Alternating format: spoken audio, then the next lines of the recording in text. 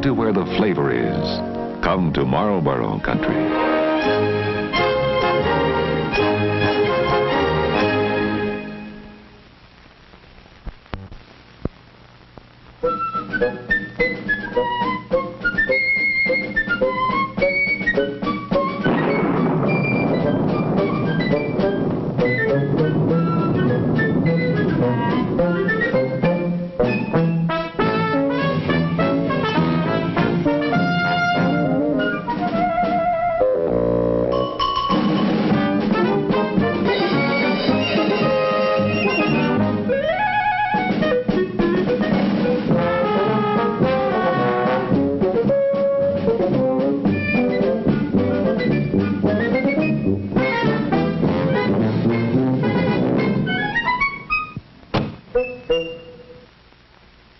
You never know when you'll need a big wagon. And the 1967 American Motors builds big wagons.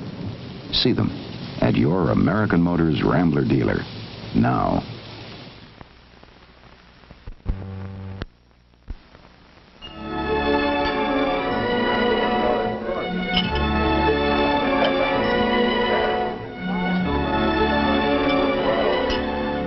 Nothing upsets a pickle lover more than a dull, soggy pickle.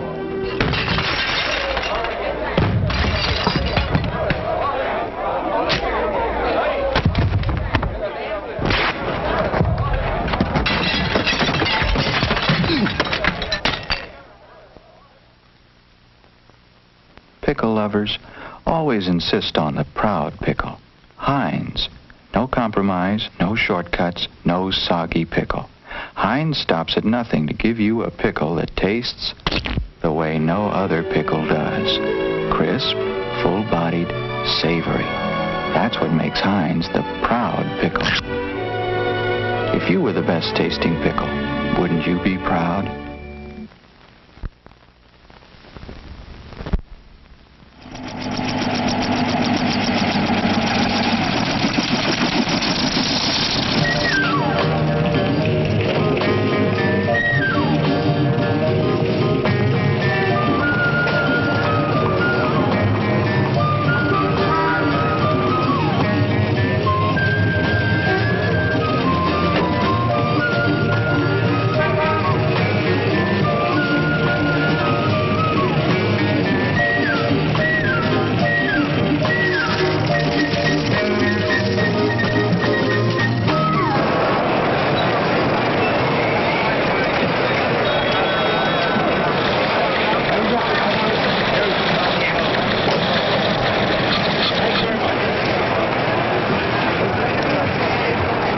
If you want to know what's going on Wall Street, ask Shearson Hamill.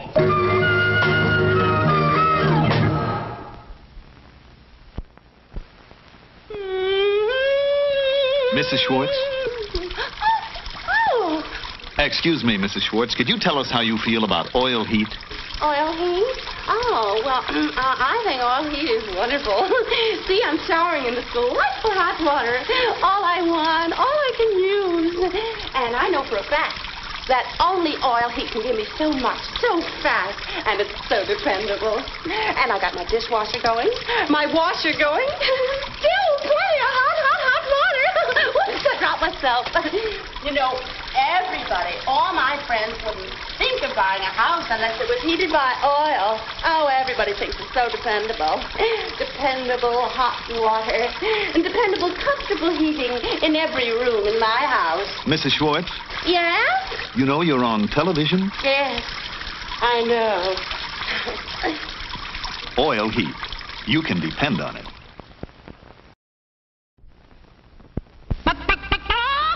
You country cornflakes, you country cornflakes.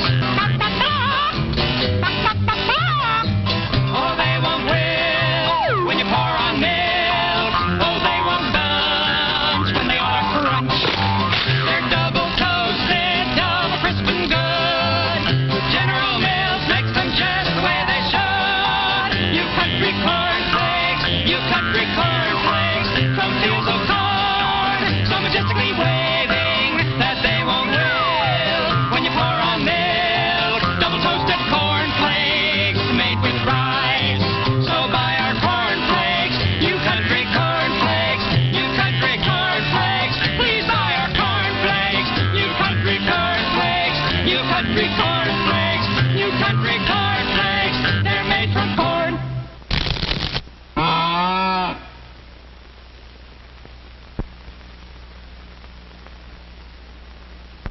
No matter what shape your stomach's in.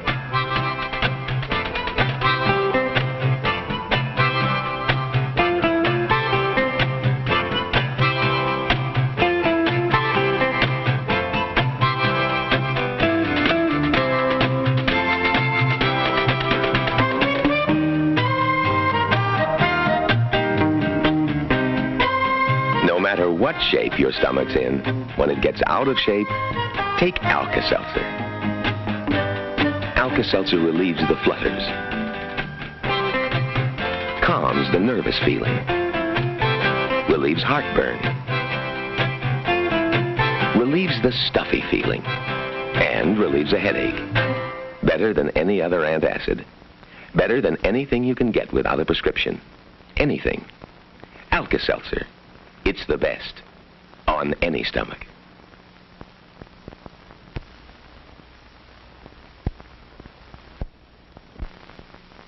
When hay fever pollen invades your... I think I'm cute. I know I'm sexy. I've got the look that drives the girls wild. I got the moves that really move them. I send chills up and down their spines. I'm just a sexy boy. I'm not your boy toy. I'm just a sexy boy. I'm not your boy toy. I make them hot. I make them shiver. Their knees get weak whenever I'm around. They see me walk, they hear me talk. I make them feel like they're on cloud nine. I'm just a sexy boy. I'm not your boy toy. I'm just a sexy boy. I'm not your boy toy. Eat your heart out, girls. Hands off the merchandise.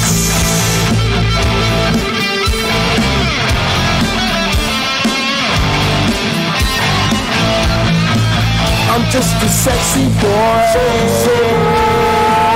I'm not your boy toy. I'm just a sexy boy. I'm not your boy toy. I'm just a sexy boy. I'm not your boy toy. I'm just a sexy boy. I'm not your boy toy. I'm just a sexy boy. I'm not your boy toy. I'm just a sexy boy. I'm not your boy toy.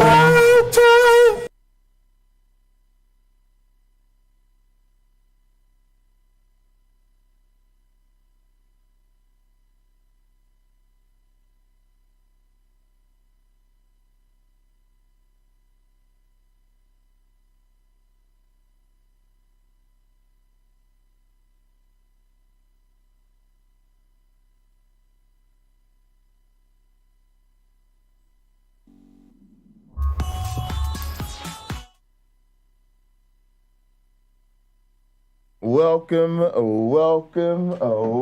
everybody to another edition of the Pocket Locker Podcast. Glad you all decided to be here with me. I need to grab an energy drink. I don't know why I didn't grab an energy drink before. I thought there was one in the fridge. Can't find one. Got to go grab one. Thank you everybody for being here. I'm going to dish out some pocket change. Cameron, Wayne, Melody, Lena, KCA Randy, Melody Joy, Caterpillar, Nidamos. Thank you all so much for being here. Let's go ahead and do our communion real quick, and then when the communion song plays, I'll go ahead and grab my energy drink. All right, let's get into it. Oh, I'm on the wrong machine. All right, here we go. Bang, bang, bang. Boom, fast. Look at that. Awesome. It's like I do this every day. All right, here we go.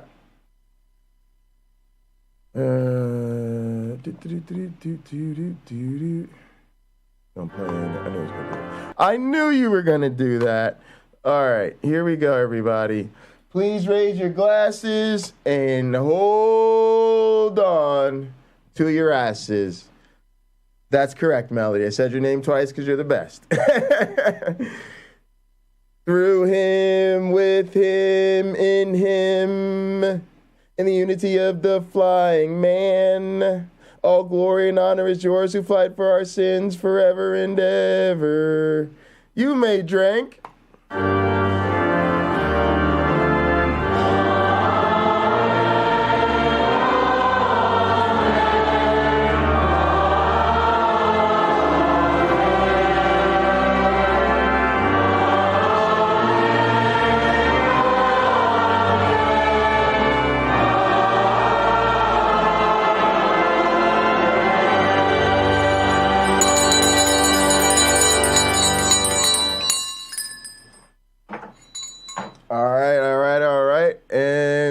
For our communion song, we'll go with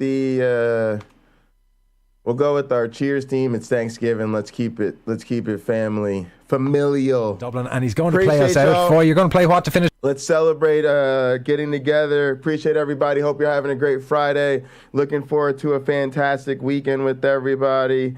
I'm going to leave you with Foy Vance, and I'll be right back. You know what? I don't know the name of this song actually, but I know the song, and so will you. Oh, look forward to this. Foy Vance, take it away.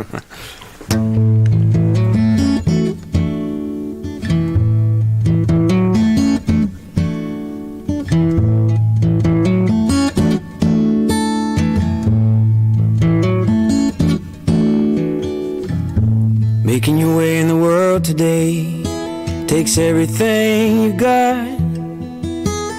Taking a break from all your worries sure would help a lot. Wouldn't you like to get away?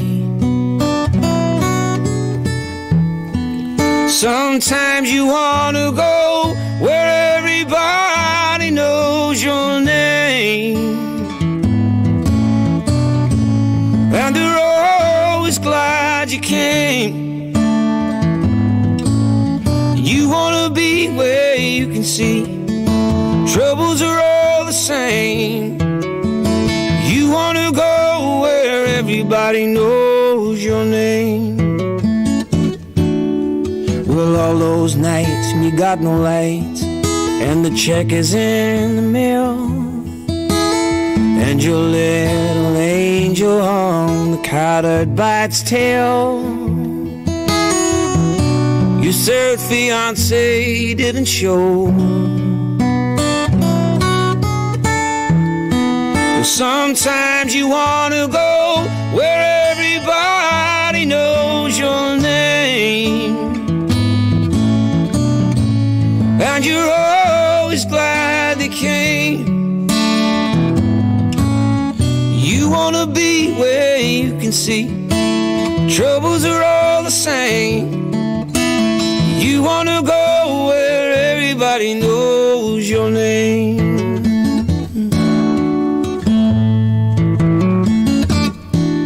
Well, you get out of bed and the coffee's dead. The morning isn't looking bright.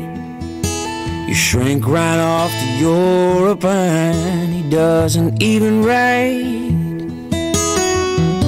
Your girlfriend says she's not a girl. Be glad there's one place in the world where everybody knows your name, and they're always glad you came. You wanna be where you can see troubles are all the same. You wanna go where everybody knows your name. You wanna be where you can see troubles are all the same. You wanna go where everybody knows your name.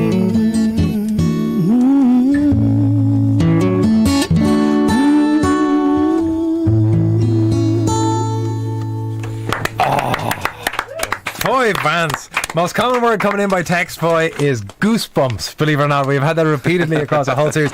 If you want to see Foy Vance's cheeky grin when he sang the line, "When you find your girlfriend is a guy," you can go on the website. We'll upload a video of Foy singing that. If you want to see him live, 6th of December in Roisin in Galway, 7th of December in Whelan's in Dublin, and the new album is Joy of Nothing. Foy, thank you again. Thank you, mate.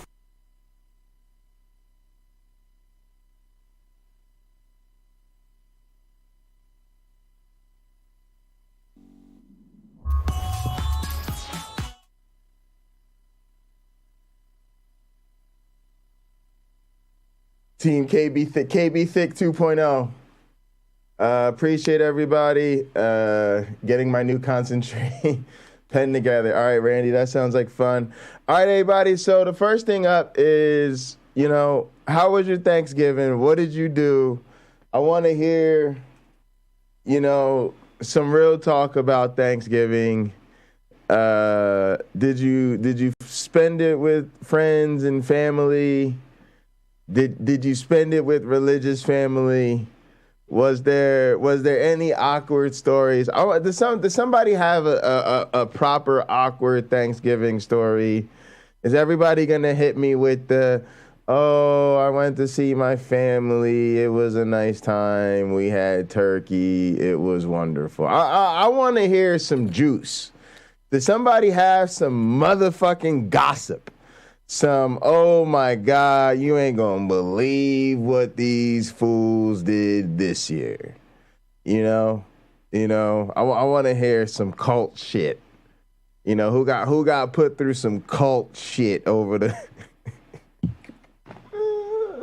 for Thanksgiving? Who got told they couldn't pass the gravy till they bow their head and thank Jesus for bringing everybody together. I mean, come on. You gotta have some stories out there. Melody said she only hung out with her husband and kids and Friendsgiving. Yeah, we did the Friendsgiving. It was a really nice time. To be honest with y'all, that's still where we're at. We're gonna be in the Friendsgiving gather for the remainder of the weekend. So if you'd like to call into the show, the link up there, the link in the link that's pinned in the chat is to this Friendsgiving gather. The link that is in the description is to this Friendsgiving gather. But this is where we were. We really had a nice time. Obviously, we did a stream earlier in the afternoon. Then we hung out in here. We watched football. I played some pinochle. And, I had a fantastic dinner. I'm going to have leftovers. I had salmon, sort of like a barbecue dry rub recipe that we put on this salmon. It's a recipe I got from my mom. Then I also had some garlic and herb butter asparagus. That was really good. And then some homemade baked mac and cheese, real grown-up mac and cheese, very sharp white cheddar with also some fresh Parmesan and Asiago cheeses. And, I grind everything up. I, shred all the cheeses by hand and then, do the whole roux and cheese sauce. So very, very grown-up, sophisticated mac and cheese. Broil it on top. I need to maybe hit it with some of the breadcrumbs and shit. I don't normally do the breadcrumbs and stuff on top, but I know Carrie Ann did, and that made me think maybe I need to start incorporating breadcrumbs. I have done it once in a while, I just didn't yesterday. So, but yeah, really great meal. Very, very much looking forward to leftovers. I was supposed to link up and play some cards with my dad. My dad actually, we had talked earlier about maybe playing some cards. He actually hit me around 11 or so to play some cards. I think I may have just been letting Sam out at that time, so I missed this call. But anyway, I had a really, really wonderful Friendsgiving, and yeah, I'm just hoping to gossip, hear some stories. Nidimo said he has 2 more days of visits, and he's sure the early gift exchange will be awkward tomorrow. Yeah, Nidimos, is that do they tend to go to like religious gifts? That's what my family does. It's like, because especially like my grandparents, because they're so religious, it's like everything people get them is Jesus related, and it's very it's really kind of frustrating. What else? So last night we also had, AR said we had a good time. Yeah, I'm gonna show y'all the playlist that we had last night. Let's start with, sometimes a lot of times, like I said, we start off with news. So we were watching a couple David Pakman clips. Then we watched the King of Kickboxers. This is like, it was a awfully bad movie. What am I saying? No, that's not the right word. It was a movie that was so bad it was good. It was so bad it was really fun to make fun of how bad it was. And the Mexican, the swordsman, I think this is Equalizer 2, the rewrite, and then Mr. Smith Goes to Washington. So, this is the type of thing we do pretty much every night and gather normally at the Bundy Ranch. It's just like we did with the casino, right? But the casino, we had to be very careful what we played overnight. And we ended up getting a lot of copyright claims and stuff like that, where we don't have to worry about that and gather. So definitely go ahead, click the link in the description, click the link in the chat. Join us in the Friendsgiving gather. We will be in here. Yeah, we will. Like I said, throughout the weekend. Oh, what's up, Wayne? Yo, man, let me tell you, man. I got some stories, bro. Yeah, what happened, bro? Tell us what happened, bro. All right, I got most of them are good, but like, let me tell you about these damn Cowboys fans, bro. Oh, wait, I'm a Cowboys fan. We did good last night. We had a good day. What you talking about? It was a good day for Cowboys. Y'all stepped wrong from the jump, and I'll tell you what it was. So the house that I went to for Thanksgiving, right? Yeah. It was on my girlfriend's side of the family, and everything was cool. Food was good. They were great hosts, but we was trying to watch the other game, the Bills game, right? Right. He was like, "It's not the Cowboys. I don't care." And you know how everybody now, like back in the day, the problem was you didn't have a remote control. Now you got too many damn remote controls. Right. Like we couldn't figure out which one was the one to change the channel so that we could watch the game. So we ended up missing the whole freaking game, the Bills game. Like, I got over there like in the fourth quarter, but like by the time we got to the game, they were literally eating turkey out there. You know what I mean? Yeah. So they just didn't care because they was like, they just didn't care. I was the same way. I was gonna do the. I wanted to watch all the games, and then I got up, and then I ended up doing a stream and basically missed the Bills game and probably half the Cowboys fucking game. Right. You didn't miss much. Like, I mean, it was a Thanksgiving Day game. You know what I mean? Nobody was trying too hard, but it was all right. Yeah, we had fun. Mm-hmm. Yeah, and the thing where I was at, man, let me tell you, I had some religion thrown out at me by surprise. It was wild. So we went over to her, let's just say, cousin's house. And at her cousin's house, her whole side of the family, like, I knew there was church folks, but I didn't know that one of them was a pastor. Well, I knew that. I didn't know she was going to be there. I also didn't know that all of her family members that were in the choir were also going to be there. And after we got done eating, after, there was a lull in the night, the host brought out some games to play, and it was kind of cool. It was like, all right, here's like everybody's gonna get the same sheet, and there's a whole bunch of word puzzles on it.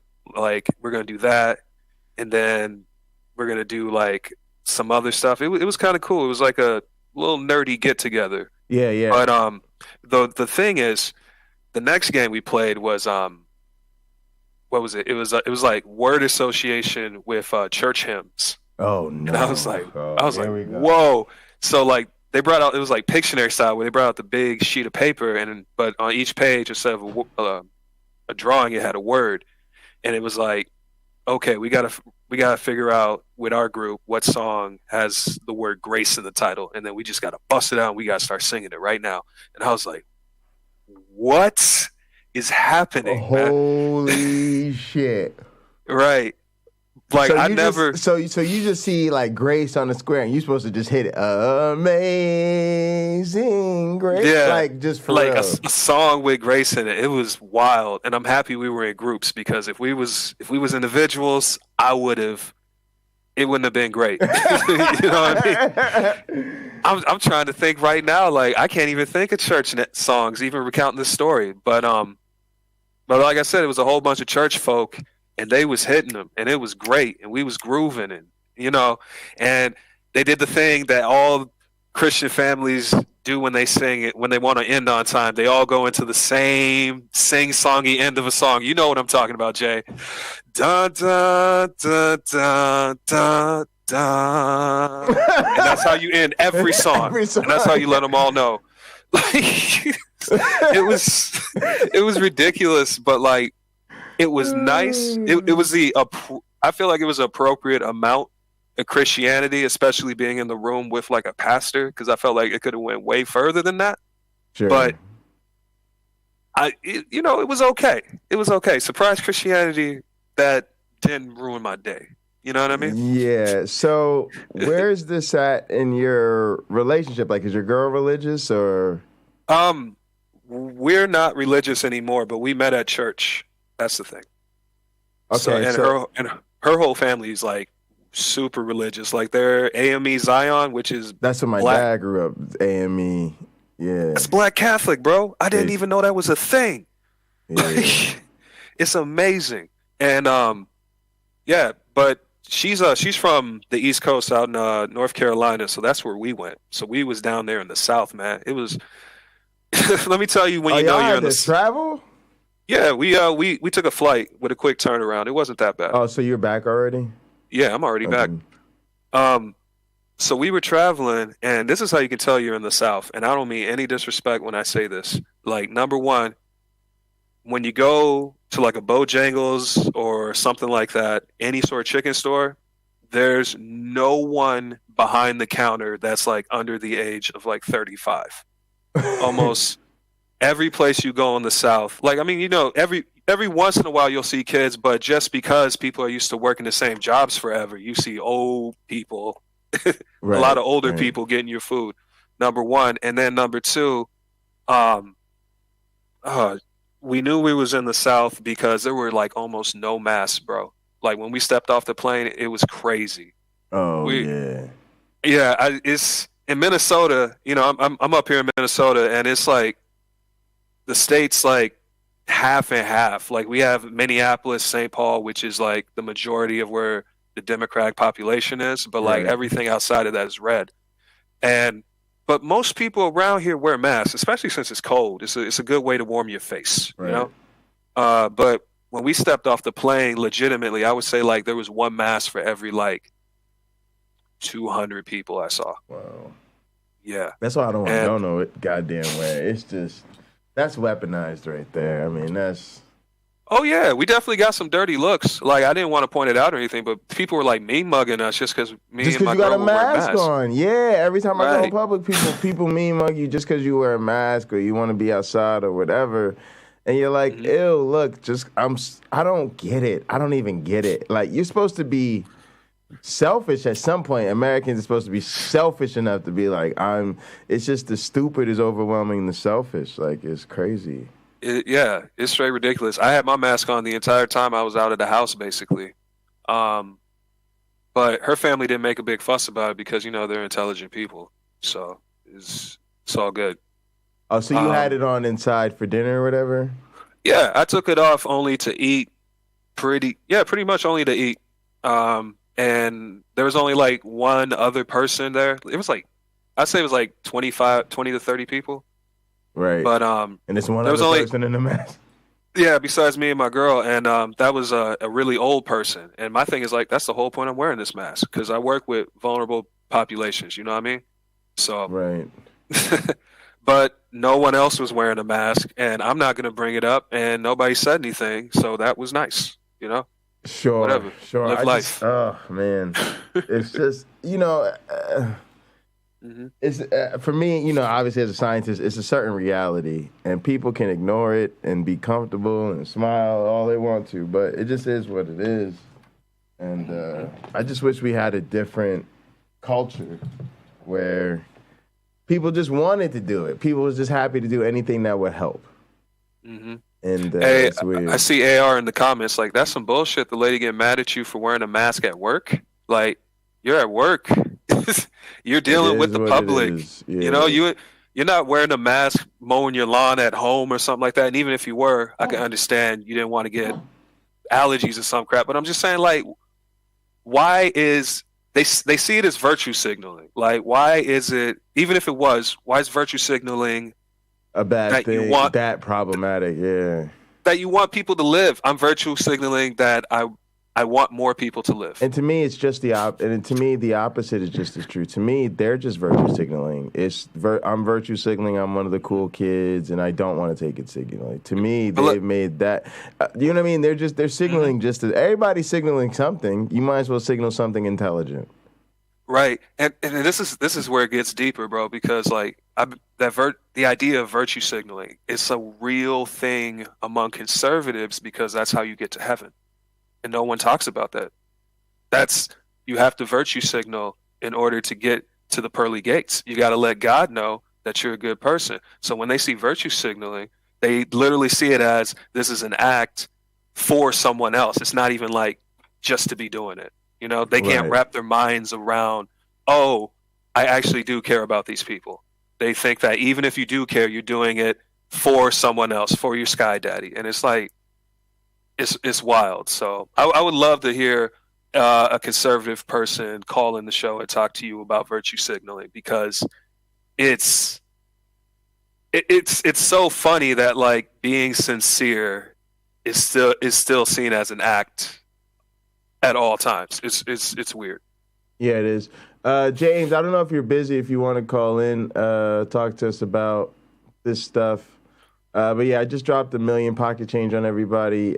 Thanks for we got to 100 messages. So I try to do that whenever we get to 100 messages. So is your situation with your girl, like y'all are both cool because you met during that religious time of your life, so you kind of just understand that's how your families are? Yeah, we're kind of polar opposites because she was raised in it. Like she had to go to church like 2-3 times a week. I think like her aunt is like a pastor. So like she was there for the sermons all the time. They got the little family church down in the middle of nowhere, North Carolina. You know what I'm saying? Absolutely. So she was raised in all that. And then me, on average, I probably went to church like 4 or 5 weekends a year. Gotcha. You know what I mean? Until I got really serious during college with campus ministry and stuff, and that's where I met Chris. But we both kind of decided to walk away from the faith around the same time. But we gave each other space to try and figure it out. It wasn't like, oh, because I believe this and I'm with her, we're going to believe the same thing. We really tried to be mature about it, but we came to the same conclusions, and we're not believers. And like our parents know that on some level. We may not have come out and said the atheist label directly to them just because we didn't want to kill them. Sure. But, you know, we've had the conversation with them.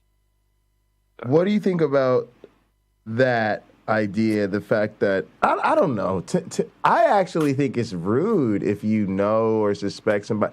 First off, I just don't think you should be practicing your religion at the holidays. I know it's so weird because religious people think that's what the holiday is for, but to me it's not, and it's very, like, not inclusive, and, you know. Oh, yeah.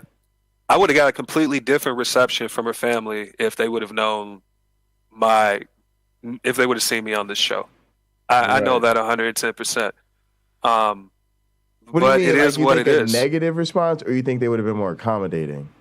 No, they would have been not most of them, but I know some of them definitely would have been negative just because of numbers. Like, okay, statistically, they would hate my guts, especially if this is the only time they get to meet me and they find that out. Right. Because they have to virtue signal. So. Yeah. It's just unfortunate. Like, I guess that doesn't sound too bad, but that's exactly the type of thing I didn't want to deal with. Oh yeah, I mean, I respect it because, like, it's man, it's like politics. It's like you gotta be greasy enough, or your morals have to be loose enough for you to get along and keep it moving. You know what I mean? So right. I was like in campaign mode while I was there, absolutely. And I'm trying to be positive here. And it's her family. It's not your family, so it's kind of. It's not my family. If it was my family, oh yeah, things would have gone different. Yeah. But if it's these people who only know me as her friend, as her boyfriend, and it's like, yeah, they only know her as like that little girl, that little baby that they held. Right. Right. Like, I'm not gonna go in there, even if we have different beliefs. Like, I want to be civil. I'm trying to be a good neighbor. Yeah. If I had a spouse or something like that, I would go along to get along at these times just because it's their family. But I'm not going to do that with my family because I shouldn't have to, right? Like, and it's a source of disappointment. But yeah, I had fun this year, kind of not even trying. But yeah, I wanted to hear from James. James was in here yesterday, and then I felt like I kind of he dipped out before I got to really hear what he had going on. Yeah, I want to talk. I want to hear James. Did he delete all his videos or something recently? Because I went on his channel and I wasn't able to see him. No, he set a bunch of them to private. So, that's yeah. Okay.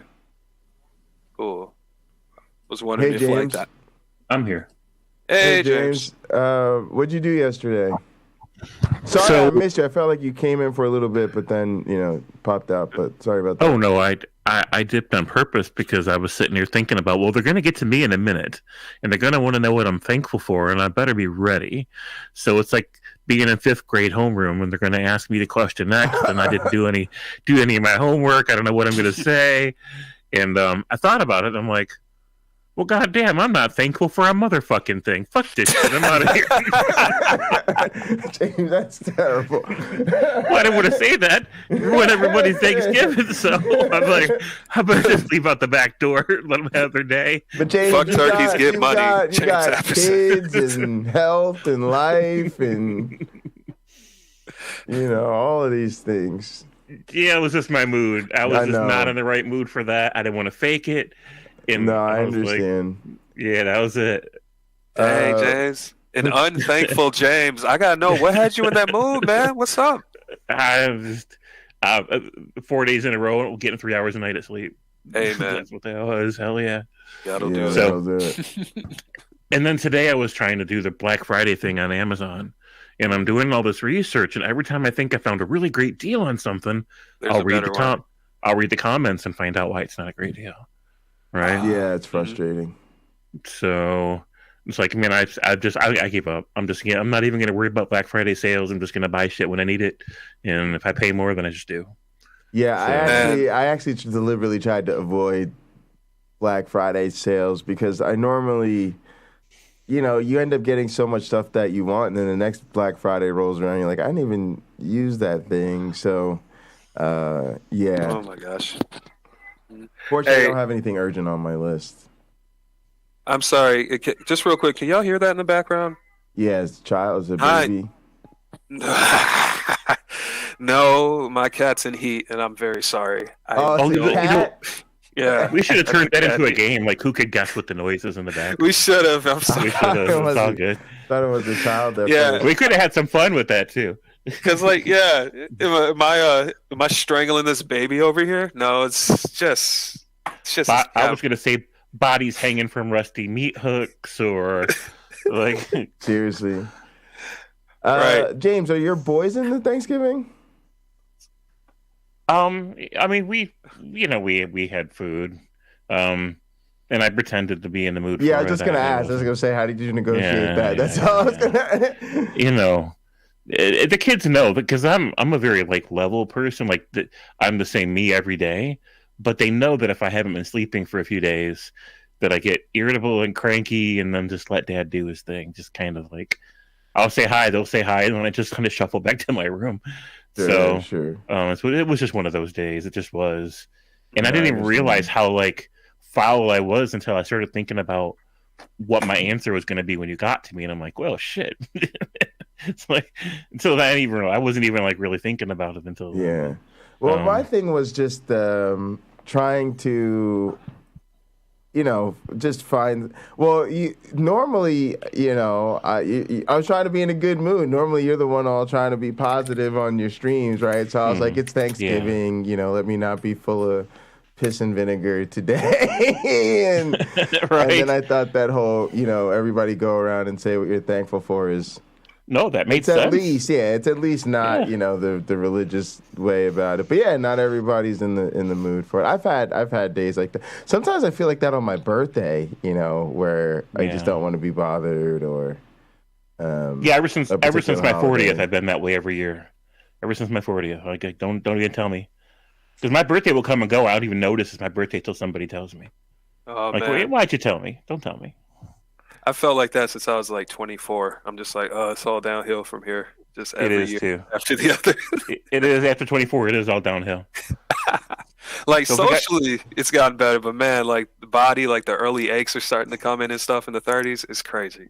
Yeah, you can't get away with eating the way you used to eat, and you have to exercise more to keep pace with where you were at before, and shit gets tired easier and crank. You get like achy and. Yeah. Why is it? It's like twice as hard to go upstairs. Why? Why? It only gets worse. It's ridiculous. I mean, I just assumed somebody changed the gravitational constant because nothing else makes sense. I'm saying, man, like I used to not care. I used to run stairs. And like, what am I thinking of? Like at track and stuff, Right. It was nothing. We'd skip stairs too, wouldn't we? We'd skip them. We just like thump, thump, thump. You a man? 4 steps and we're up. Yeah. Now, every single one. I'm taking all of them. I don't care how much time it is, and I know that it's only gonna get worse. Yeah. Wait till you hit 50, and both your feet need to be on each step before you go to the next one. Oh my gosh! Wait till you hit 50, man. It's like a terrible secret. Like, let me tell you, man. If the devil was real, the biggest trick that he would ever pull is like us not giving a damn about old people. Like everything in our cultures that are young go towards youth and all that. Like I get that, but that is legitimately, hopefully only 25% of your story. You got this whole other life to live, and we should prepare and think about that more. You know what I mean? Yep. Yeah. But it's not good to. It's also not good to just. That's why it's not good to tease older people, make fun of them and stuff like that. I just the ageism. I do think that's a very real thing that we deal with. Yeah, right. I was thinking about that like in my car. On the way home, I got a lift from the airport, and it was an old dude who picked us up, and I actually want an older driver. Because they know the absolute fastest way to get everywhere, more than likely. You know what I mean? Right. Because he's probably been driving a lot longer, and on top of that, in his older age, you know what I mean? And the schedule gets tighter and tighter. So, I was like, he drove us exactly the fastest route, not just because GPS or whatever. You know what I mean? It was, like the ageism stuff is wild. I hate it. That's all I gotta say. Yeah, I agree 100%.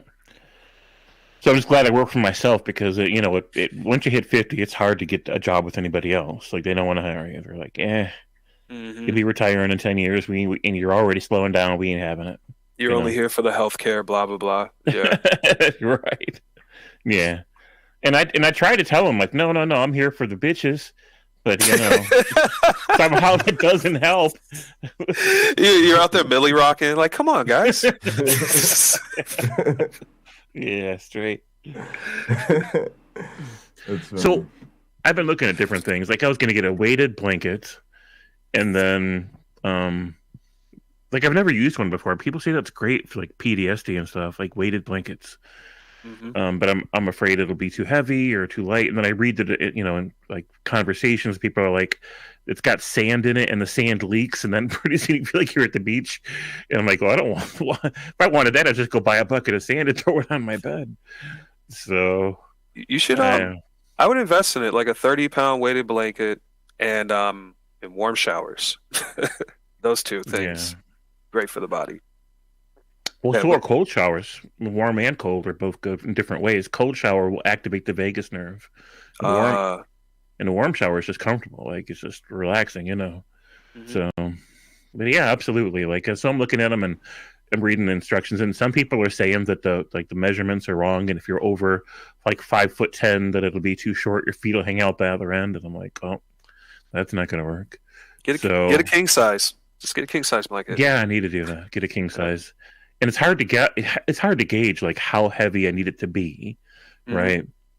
And that's what I was saying. I think 30 is like a good estimate, because I don't think you can get crushed to death under 30 pounds of weight across your whole body. You know what I mean?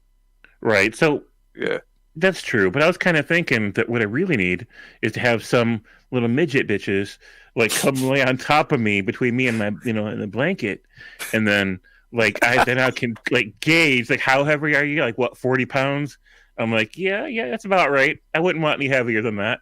And and then I would know. Then I would know what kind of weighted blanket I need, right? I know some little people, I guess. If you don't know any, that could help you out with this scenario. Well, you should send them my way regardless. I'm just saying. That's on my to-do list. I ain't had no midgets yet. Or can we say that word? Is that okay? Do we have to say like I don't want to speak on it. Oh, I don't know. Like, I don't even know like what the right word is. Or something? I don't know. You can never go wrong with little people, I believe. They're vertically challenged. I've never had a vertically challenged woman yet. Oh man. Neither. Yeah, I have a good friend, and his wife is a small person. She's like really, really small, and it's a challenge, and they live a very interesting life. I do love it for comedic effect that her favorite thing in the world is Lord of the Rings, and she loves hobbits, and like she loves to talk about hobbits, and I like you can crack jokes all day about height and stuff around her, but she's just one person. I don't want to be out here and say something rude to everybody. Right. Yeah. But we need to get you some little workers. We're gonna get you some little workers. Say the needs as elves. Hey, Christmas is only one day a year. You gotta work the rest. You know what I mean? Oh yeah, I got a toy shop. I need some help in the toy shop. Right, there's some elves over here. Oh yeah, do something on the weekends. If where did Jay go? Did Jay disappear? I'm right here. I'm working on a manuscript. I'm looking at it. He's right there shaking his head, thinking these motherfuckers be crazy. What are you doing? All right, I'm gonna get into this. James and the Seven Dwarfs. I'd pay to see that. Hang on a sec. No homo. I'd see it too, no homo. What is that? It ain't gonna whistle itself. Bro. Just saying. All right. I don't know which order to do these in, but let's do this Trump one first. Can you guys see this? Turn on the feed. Wait. The fear that they have is that Donald Trump loses the primary, but then marches across the street and declares he's an independent candidate. Then he gives the left the country, and I think he would not want to be blamed for doing that. No, he don't. So you think that he has the ability I don't talk to him, so I don't know what's going on in his mind.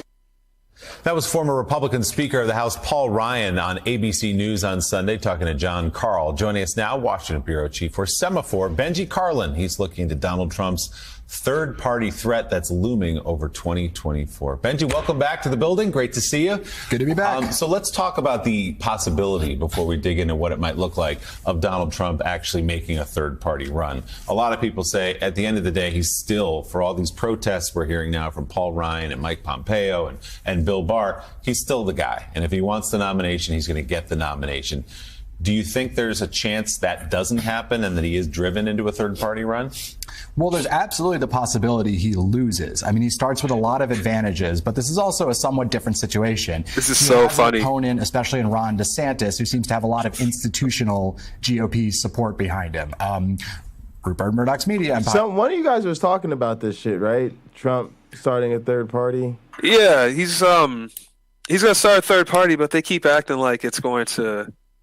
But I don't even think it's going to happen, though, because, like, you're pretending like we're having a conversation with reasonable human beings in it. No, they're fascists. They're all just going to get behind whoever's the loudest and angriest and who seems like who's going to get the most votes. And that's still Trump. They still have no alternative to Trump nationally, the GOP. That's why we're even having this conversation right here with Ben J. Sarlin. Well, they want to pretend it's what's his face, DeSantis. No, DeSantis has no appeal nationally. He doesn't have appeal with like West Coast like GOP people. You know what I mean? Maybe the vocal loud ones, but not everybody else. Like there's no one outside of Trump that can rally the GOP. And they're all just going to fall behind him because they're all fascist pieces of shit. Yep, he's the only guy now that Jeffrey Dahmer's dead. Exactly. All I got 100%. left. Right, and the thing that I hate is that the left will not capitalize on this because their whole game plan, as long as Trump is running, not the left, because there is no left in America. What I meant to say was the DNC. The DNC is not going to capitalize this out at all because as long as Trump exists, they're not going to push any real policy change, because the alternative is Trump. And that's just what it's going to be for 2024. Right. That's going to be the left, the so-called left, but not really, the pseudo-left's whole entire platform. We're not Trump. That's it. And this whole, you give the left the country, like he said earlier, you're not giving the left the country. You're letting centrist bank managers continue to run the country the way they want. That is what they mean by left. Those are the main donors to the DNC party. You know what I mean? So, yeah. If we want to go left, then we need to surrender to New Zealand, and I've been saying that for years. We need to. That's a good joke. I mean, actually, I would run on that platform. I totally would. Yeah, I would run on that. You would actually, if you ran out in California, you could actually become a mayor of a town. I think you could get enough political pull to become a mayor out there. Well, that'd be pretty awesome. Mm-hmm. Some hippie town full of just super, super, super conservative. What's the word I'm looking for? What are they? Libertarians? Yeah, just a whole bunch of libertarian nuts. You could definitely become the leader of them super quick out in Cali by being that guy who wants to give everything to New Zealand. I'm telling you. That'd be awesome. We could just rename the city Thunderdome, and I could be the Mad Max. And the thing is, go ahead. No, yeah, I'm with you on that. I'm writing it up right now. We're going to make this happen. Shit. Right. And libertarians are terrible cats, and they won't be able to get anything done. So once you start getting things moving in policy to actually go the direction you want, it's going to be too late for them. So it's a win-win all around, man. They won't be able to unify well enough to oppose me. Right. Yeah. You're going to be the anti-Trump. They're going to put you in power because you're anti-cool. You know what I mean? But then you actually do the right things. That'd be dope. Yeah. Right. It's like getting a woman by tricking her into thinking you're an abusive asshole because women are into that. And then totally flip it on them later. You turn out to be a good guy and then they're stuck with you. What? No That's comment. a bit. That sounds like a 10-minute Bill Burr bit. and I need to hear it. I'm gonna write that up next because that's my dating plan, anyways, for 2023. Yo, Jay, was I listening to you when I heard that Bill Burr thing when he was talking about pronouns or not pronouns, about the order of words? Because that was a funny ass bit. Have you heard that? What do you mean? The order of words. Bill Burr was talking about how white guys catch a lot of crap for the order of their words, even though black people may say the same thing, but just the order of the words is different. People don't even notice. So his example, oh my God, this cat. I'm sorry. Yeah. So he was like the order of things. So if a black guy's telling a story, and he's like, yo, so I was walking down the street, right? And there's this Chinese motherfucker over here. Everybody's like, yeah. Like nobody bats an eyelash. He just described a person. But let a white guy tell the story. He's like, so I was walking down the street the other day and this fucking Chinese dude, everybody's like, whoa. Wait a minute. That's a bit harsh. He's like, I'm just saying the same thing. And he is. But, language is just, context is everything. And that was the point. Yeah. Right. Yeah. Absolutely. Context. I really wish when women were in heat that they would make those noises, because then we'd know if we're wasting our time or not. We just sit by our bedroom window at night listening in the neighborhood to see which ones are out there going, like, okay, let me go check her out and see if she's worth it or not. Oh, man. It reminds me of Adam Ferrara back in the day. He had a bit like, he enjoys the hunt, and he would pick up the microphone stand like it was a musket back in the day. And he's like moving through the woods, and he's like yelling in the distance, "Shoe sale!" Like just give us something. Does it work? Hey, I'll be real. I've been out the game way too long. You know what I mean? But yeah. I just celebrated my 12-year anniversary with my lady, so that was nice. Oh, I'd wait for you to say if it was nice or not. Congratulations. Right. I was about to say condolences. I had to wait for that keyword. Mm-hmm. No, we still like each other. It's pretty cool. Oh, that's awesome. Yeah, and I know that that's not normal because my mother has had several significant others in the meantime, and lets me know it every time I mention how long me and my significant other have been together. I was gonna say, man, I don't know if she really likes you that much or not. I mean, she hardly ever mentions you, to be honest. You see, I'm a jerk, and I would have said something about your kids. Did you see something? I'm trying to be nice. There was this thing on ESPN recently where a guy, these guys got in a fight because one made a joke about the other one's wife. Did you get that, Wayne? I didn't understand that. It just looked like, to me, the guy made too big of a deal about it. It was a bad joke, but who cares? I only heard about it tangentially. You probably know more than me. Nah, I just saw a little video on it. That's all. That's literally more than me. I saw it in passing on Twitter, and I was like, "Yep, dudes get upset about wife talk." I mean, you got to, right? You can't. It's not even about your wife. It's about upholding that image. We get into the whole Will Smith crap again. You know what I mean? Right. Yeah, but I just let people know that I'm taking them seriously. Like if someone calls my woman a hoe, I'd be like, man, the only way you could possibly know that is if you owe me $5. Right? Are you sure you want to have the discussion? Mm-hmm. So you just throw up a curveball like that, let them know you ain't taking it seriously. Like, you know. You're so much classier than me because my first instinct is to go, your mother. See, that's the thing. I love it when people talk shit about my mom because I get tired of being the only one that does. Yeah, you're like that. You can't stand your mom. You're like the girl on Weeds who hates her mom. Yeah. I had a friend like that in elementary school, but his mom was legit terrible, so we got it. Yeah, straight. Right. Anytime somebody would start talking smack, he would go in on his own mom as well. You know what else? Yeah. She's so fat, blah blah blah blah blah. It's like, huh? Right? Yeah, just throw it up. What are they going to do then? What are they going to do? Then you stole their thunder. Plus, all I would of clip it. that shit and send it to my mama. Be like, look at people saying about your mama. Oh man. I would just say, Happy Thanksgiving. Oh, speaking of Thanksgiving, I had a small what was it, like a small epiphany the other day. When it came to like gender relations and stuff, and I wanted to share that with you here, especially with the people in the chat, because I appreciate all of you and your immense diversity. I was my girlfriend's mother.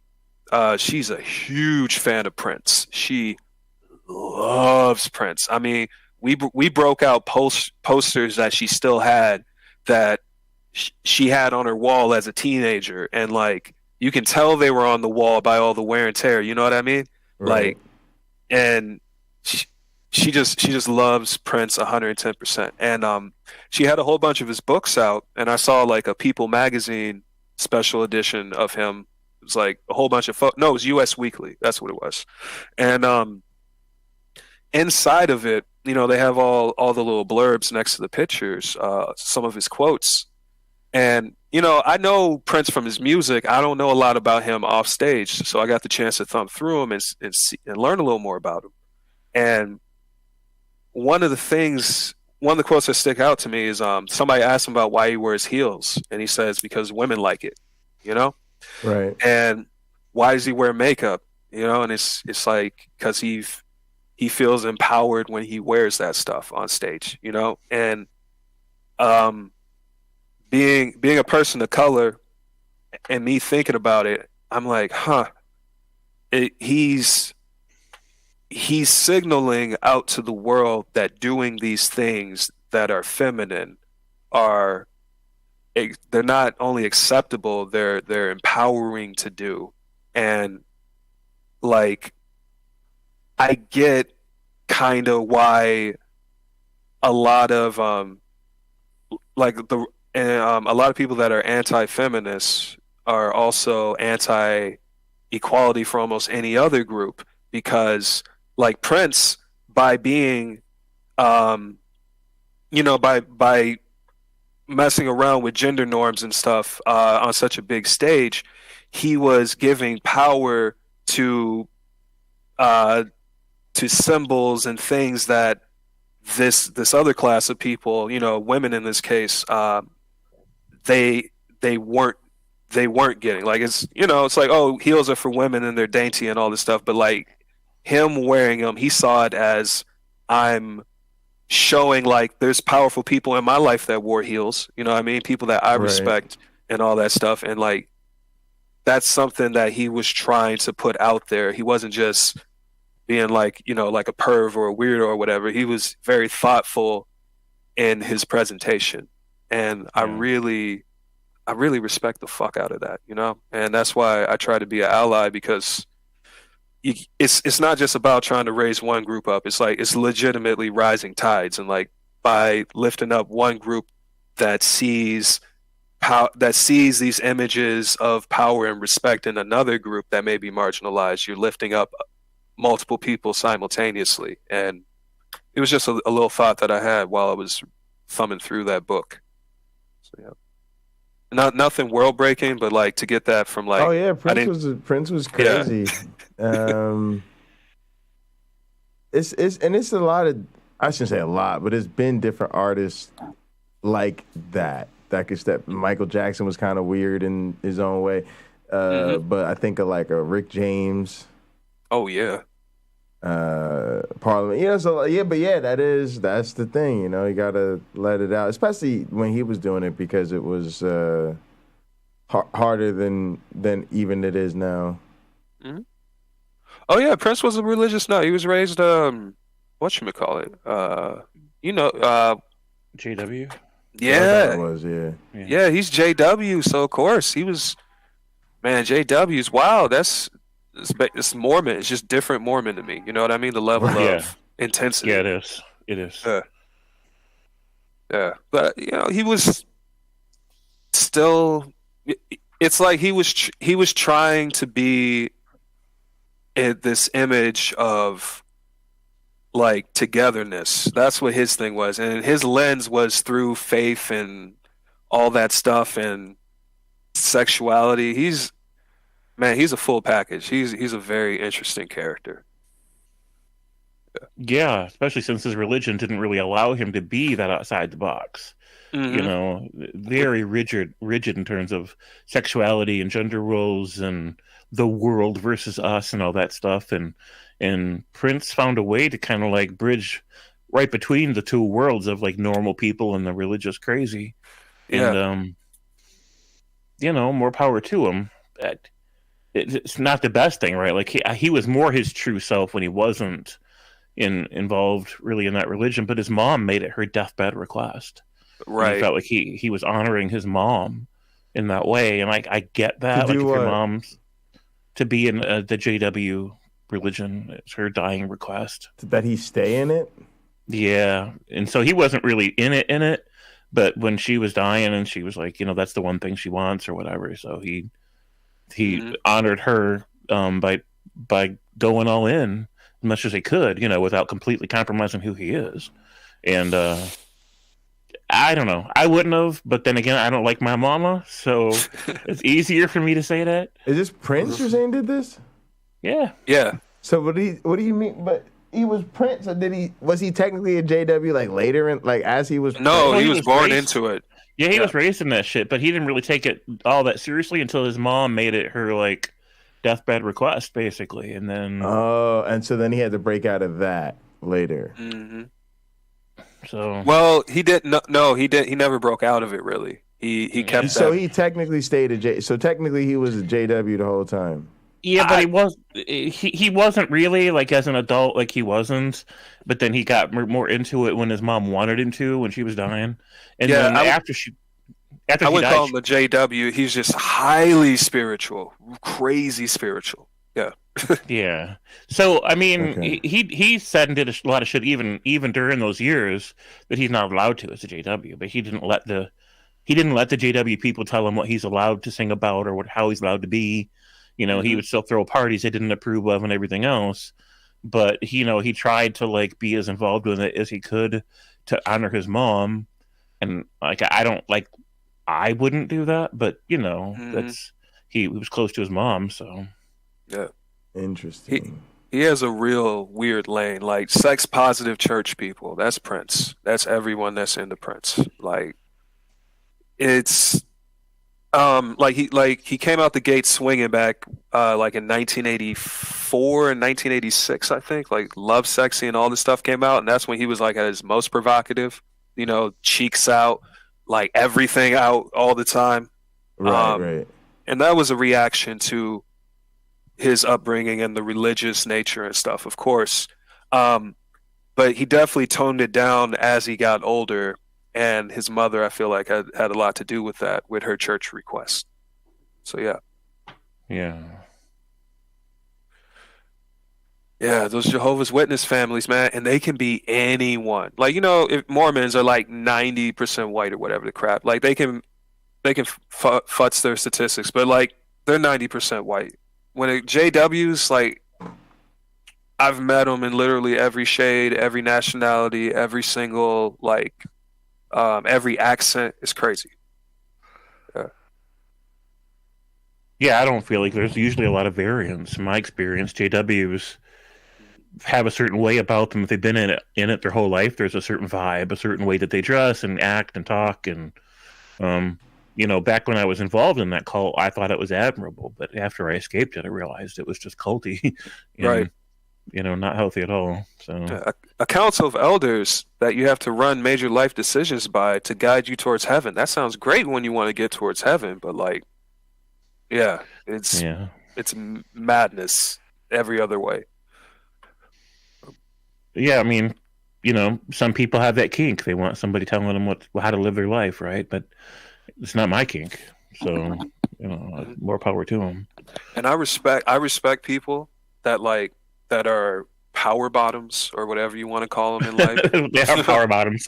That just know exactly what they want, and that's their, like, it's still weird to me.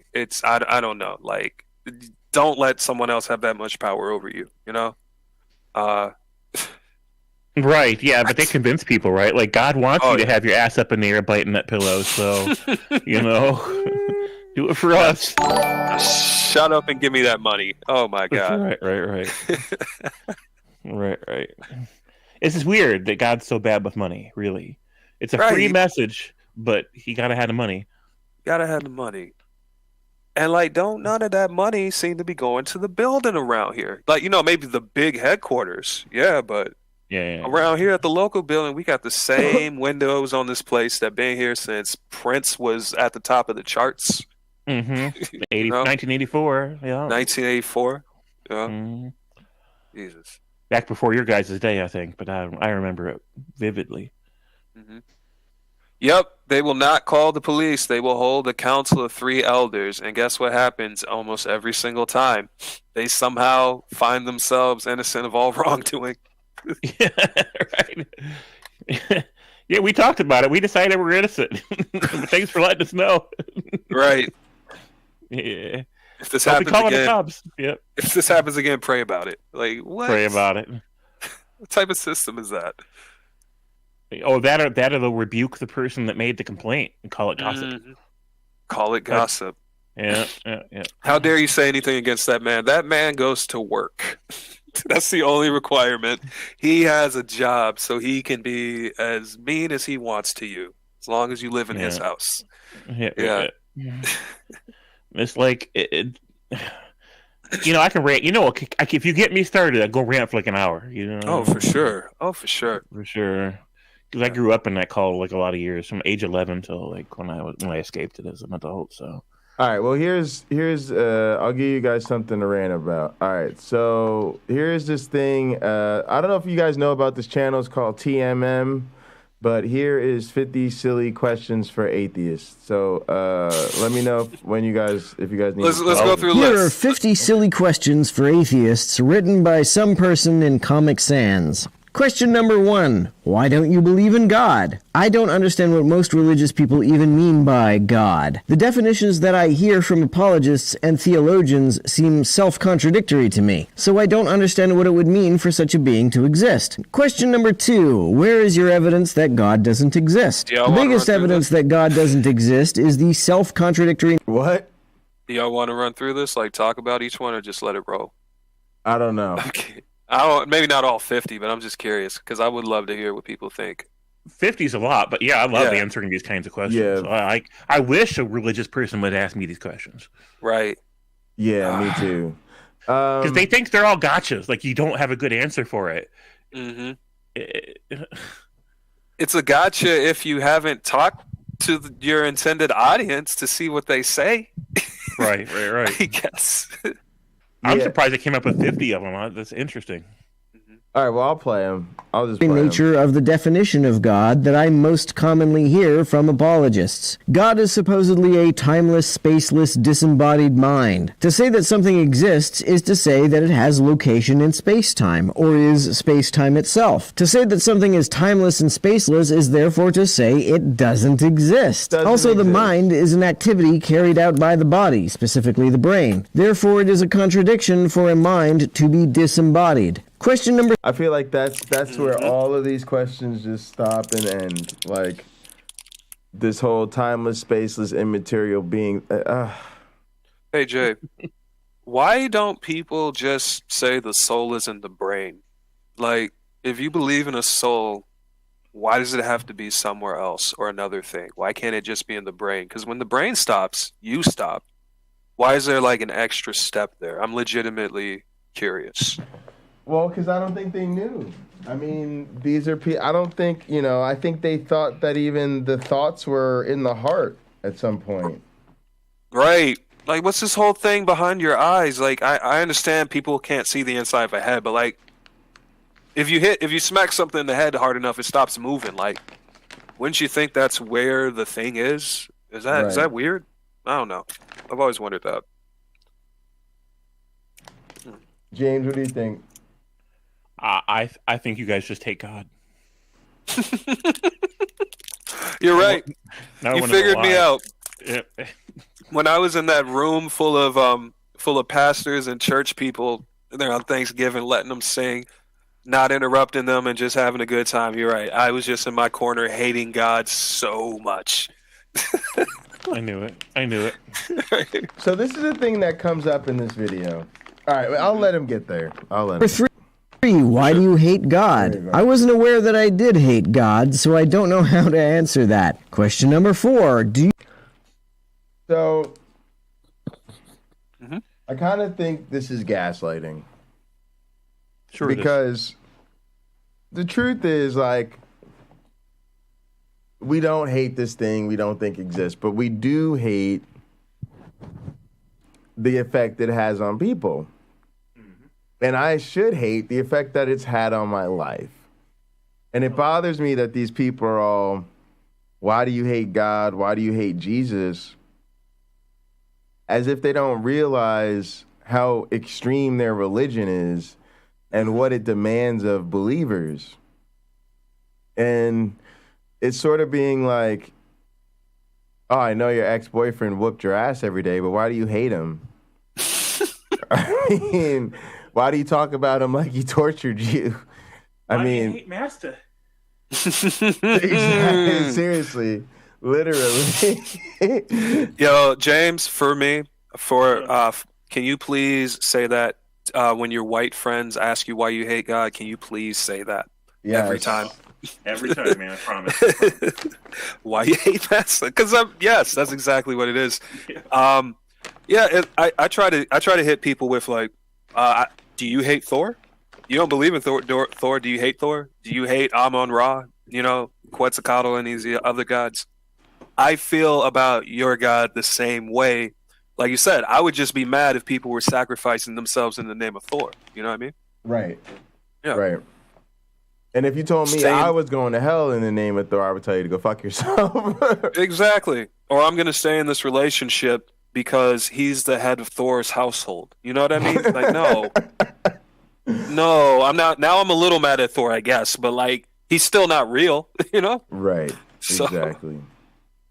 All right, here we go. Do you believe in the existence of Jesus? Yes, I suspect that he probably existed. I don't buy that he rose from the grave, though. Question number 5. If no, where is your evidence that Jesus didn't exist? This question doesn't really apply to me, but it's interesting that this is the second question demanding evidence of a negative. Question number 6. Why do you hate Jesus? Why do you think people hate things that they don't believe in? 7. Have you ever read the Bible? Not all of it. I've read the Gospels and the Pentateuch, though. 8. Do you believe people have souls? No, I think souls have the same problem as God in that they purport to be disembodied minds, which is a contradiction in terms. 9. If no, where is your evidence? My evidence is that the idea of a disembodied mind is a contradiction. 10. Do you reject all gods or just the Christian God? Well, I wouldn't be much of an atheist if I believed in any gods at all, would I? 11. Why do you care so much about what other people believe? That's an ironic question to come from someone who practices a religion that commands people to proselytize. I don't actually care what they believe, but if they make claims about atheists, which I consider potentially defamatory, I will rebut those claims, and I'm happy to explain why I do not share their beliefs. Pause the tape. Yep. Yeah, 100%. 100%. That part is not the fact that you're over there saying what you believe. It's not even the fact that you're in my face telling me that I should believe what you believe. It's the fact that you make assumptions about my character without knowing me or even able to define what I believe. I can define what you believe. There's a whole book. There's multiple versions of this book. We can pick any one of them and look in there and see what you purport to believe, and that's what I'm critiquing. But you're coming at me telling me that my character is wrong because I'm atheist or because I don't believe what you believe, this, that, and the other. Like, that's where we start to have issues. You know what I mean? Absolutely. Yeah. Do you have anything to add, James? Hallelujah. Yeah, fucking Luya. Yeah, it's and that's kind of where I was going too with the "why do you hate God" thing. It's like you're showing up at my door with it. You're trying to, influence my government with it. And honestly, I do fucking hate. It's just fucking stupid. It's fucking stupid. Like, I'm sick of it. Like, it's just so annoying that these people. Whoo! It's just so. It's hard for me to praise people's intelligence when they're doing something I just find really, really dumb. Really, really dumb. I don't know. I'm very unimpressed with the God notion as a former believer. 12. Where do you get your... We all want the Ubermensch. We all want superheroes. Like, we really do. But that's just not how the world works. You got to read more than... There's no one source of all power. There's no one source of all knowledge. You got to read multiple books in order to be good at something, because you got to be able to compare and contrast notes. And it's really a leap of faith to get out of Christianity, because that's one of the biggest hurdles I know, at least for me. Early on when I started questioning my faith, it's like, by walking away from this, I'm saying that, like, there is no central power guiding everything. You know what I mean? And it's easy to fall into ideas of, like, existentialistic dread or, like, nihilism even off of that. But it's like, you can go that way, or you can look at it as freeing. Like, oh, I can learn how to, quote unquote, the right way to live my life through multiple sources. I don't have to always adhere to this one thing. And if I don't agree with these fucking sheep herders from 4,000 years ago, my whole modern life is now trash. Like, I don't have to do that anymore. I can be an actual, like, academic, study, critique, like, be reasonable with this thing that is, like, you know, the person I'm trying to become. You dig? Absolutely. Yeah. Love that shit. I can't even count all the different sources I've drawn from to build my worldview and my values with. And, you know, who knows what I'll think or how I'll feel tomorrow, but that shit belongs to me. I'm not going to have somebody else tell me what I'm supposed to think or how I'm supposed to feel. And let me tell you there was a promise that the young Christian me made to myself back when I was trying to become an actual fighter for the faith. I wanted to become an apologist, like, seriously.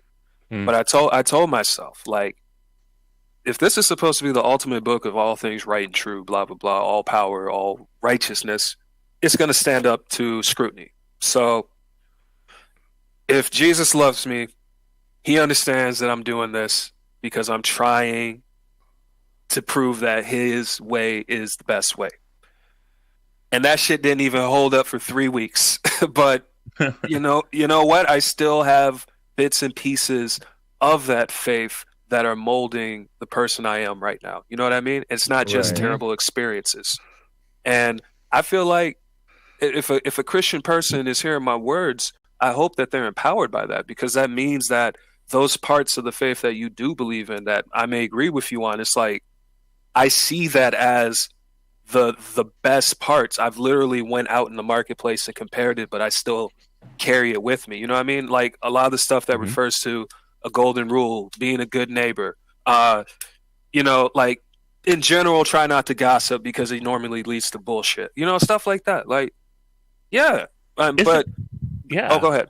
I was going to say Christianity, the whole thing of Christianity is gossiping about Jesus. Like, the whole damn thing's gossip. Oh my! You know what? The next time I get evangelized to, that's what I'm going to hit them with. I'm going to be like, "You out here gossiping for Jesus? You need to go pray about that shit." Right. Gossiping for Jesus and gossiping about Jesus. About Jesus. Gossip. If you know Jesus, what's his hair color? How tall is Jesus? Just be a real jerk. But I mean, yeah, I want to keep those things because those are good things, but they're also universal things. Like, almost everything that I find in favor, everything I find in Christianity that I still enjoy on a certain level, you see it in Buddhism. You see it in certain parts in Jainism, like a lot of the ritualistic stuff. You see it in the Quran. It's universal because people do, on a certain level, understand that it's better to be kinder to each other, and we should probably move in that direction. Like, right. When a missionary goes to some remote place in Africa, they know they're not going to get hacked to pieces more than likely the moment they walk into the tribe. How do they know that? If these people have never even heard about Jesus before, how come they're not going to kill you and rape you the moment you walk in to the village? Right? Mm-hmm. Obviously, they don't need your religion for that shit. Obviously. Wow, that's a powerful thought, James. I appreciate that.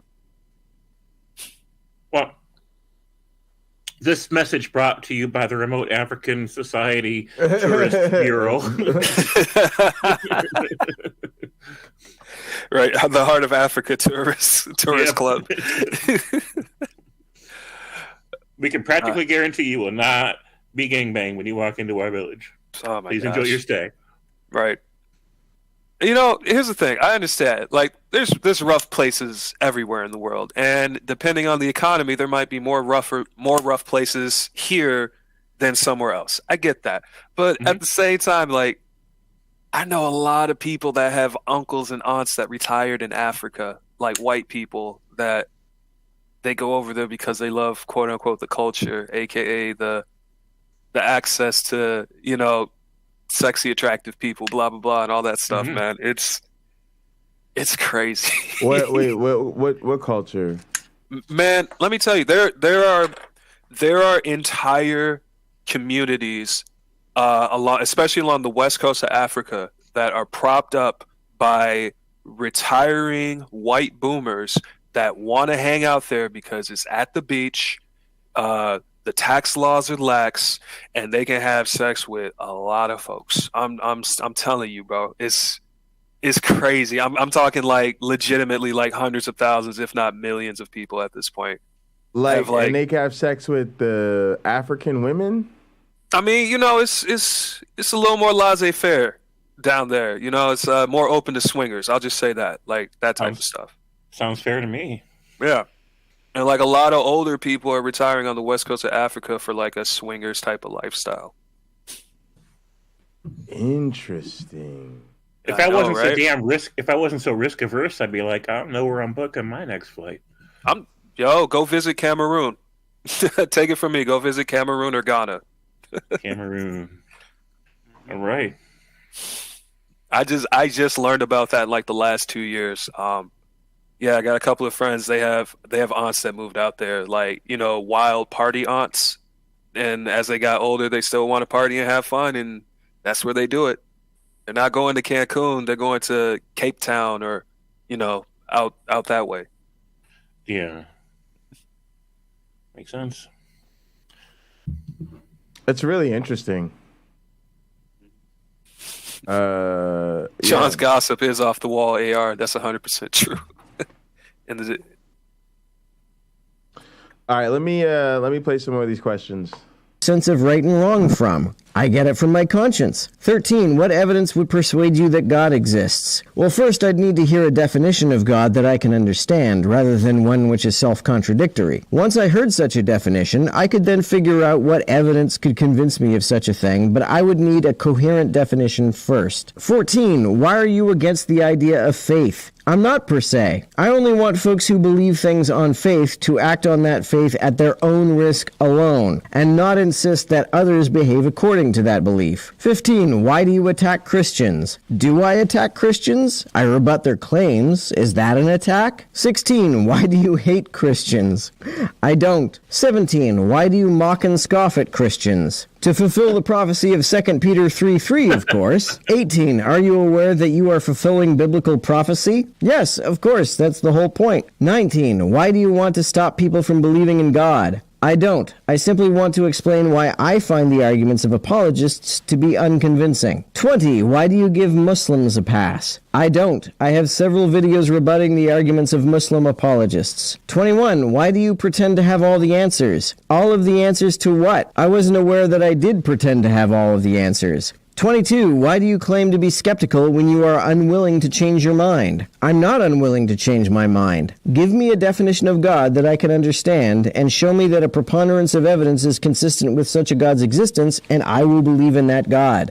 23. Why do you go after Christian museums that are just trying to tell the truth? I suspect you mean the Noah's Ark Museum and the Creationist Museums. I rebut their claims because they are not consistent with the evidence, if that's what you mean by go after. 24. How can you claim to be agnostic and atheist at the same time? Because there are multiple legitimate definitions of atheist, and some of them are broad enough to encompass agnostics. 25. Why do you reject people's personal experiences? I don't, per se. It depends on how much the purported personal experience is consistent with other well-established facts. Everyone does this to some degree. Christians do it whenever the purported personal experience of a Muslim or a Hindu contradicts Christian doctrine. So we're halfway through, and just wanted to kind of stop at the halfway point, get you guys feedback. You know, I pretty much think they're pretty spot on. I just, you know, James, it's one of those situations where I kind of, you know, you get that vibe, like, not necessarily saying anything better or different than what we'd say, but it would be nice to have our own opportunity to answer all of them. Truth. Yeah, absolutely. And I think it's really telling. We're only halfway through the list, and already even just having this list of questions come from a Christian, and of course it does, right? Like, sure. It just shows how much of a bubble they live in. Because once you go through the answers to these questions, and a reasonable Christian will go, oh, well, those are good answers. They should stop and ask themselves, how can they live in such a bubble to not already know what the answers to these questions should be or would be or are? Like, how isolated does your existence have to be for you to hear this list of questions and think, wow, I'll bet atheists don't have great answers to these questions, right? Right. That in itself is damning, despite what answers Christians have. That they don't recognize this as a list of things that have obvious common sense answers until they've heard the answers. It's like, I don't know, like, they've been living on an island their whole life. Like, it's just weird. This is what I have a problem with. I mean, even the faith of my family, I just don't understand it, because according to them, it's too important to their lives for them to not having. Until I've thought about this before. Right. It's very, like you said, it's very damning. It either makes you look very ignorant or very stupid or very something's off. And right. It's almost why I don't understand people who don't want to confront their religious friends and family about their faith, because I'm like, how can you not recognize how off the reservation these people are? It's just weird. It's just weird. Right. It's like having a list of questions where, like, one of the questions is, when you walk, if you didn't put your left foot first when you walk, what could you possibly do? And then someone saying, oh, I don't know, I guess I could put my right foot first. And then them going, damn, I never thought of that. It's like, come on, you shouldn't have ever needed to meet a person who leads with their right foot, right? In order to know it's possible, in order to realize it's possible before you ask anybody the question. Yeah, and that's kind of where I'm at. Like, I'm trying to respectfully say I think religious people are stupid, James. Yeah, right.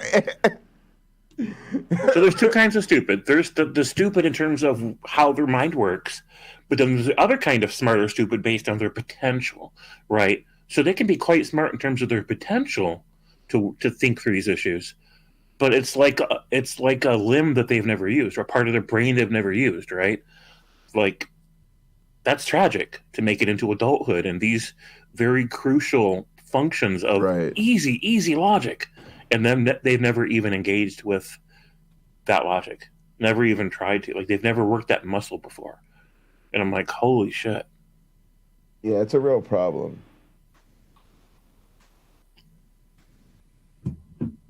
KCA Randy said, I've had many moons to think about it. Usually not worth it. When I ask, it usually comes down to Pascal's wager. But in my opinion, Pascal's a coward. I agree, Iris Gaming. You know, the whole, well, isn't it safer to just believe and go along with it? No, of course not. Or they think they have been touched by the Spirit, or they haven't been touched by the Spirit. The logic and cognitive dissonance thing. Yeah, I agree, Logan. I mean, these are all factors going on in the mind of the average Christian. But I'm here to speak out against it, y'all. I just got to remind y'all, I'm a counter-apologist. And I'm going to remind a lot of you, so are you. So matter of fact, James, are you lying? Like, okay, James, here's the thing. Mm-hmm. Here's the thing. Okay. Lay it on me. Let's say, hypothetically, I'm a former Christian, and I just decide, fuck it, I don't think this shit's true, I'm out, right? So now I'm no longer a believer. And as a result, this religion is no longer a part of my life. Right. I think that person has a more honest way to go along with friends and family and not call them out than we do. Because what we do is like, being anti-religion, being an atheist is like your favorite hobby. It's like your main thing. It's like the shit you do all day, every day. And then you get around friends and family, Jesus come up, you act like you ain't got nothing to say. It just creeps me out because, you know, they talk about the blind leading the blind, but this is like those with sight letting the blind lead them so they don't hurt the blind's feelings by telling the blind they can't see. Hey, listen, I know you're blind, but I'm not going to walk off this cliff behind you to protect your ego. Right. Instead, I'm going to be like, yo, you can't see, but I can. Follow me over here. Right? That's the only conversation we should be having. To me, we just lying. Because you know you don't believe they're God. You know they sitting on some bullshit, but you just won't say it. At some point, it's almost more selfish of you than it is of them.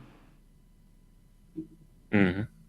Because almost like you said, like until you call it out, at least they're under the guise of not knowing any better. They're under the guise of not having heard these things before. They're under the guise of genuinely believing these things. What's your excuse? You're just sitting up here faking it, to me.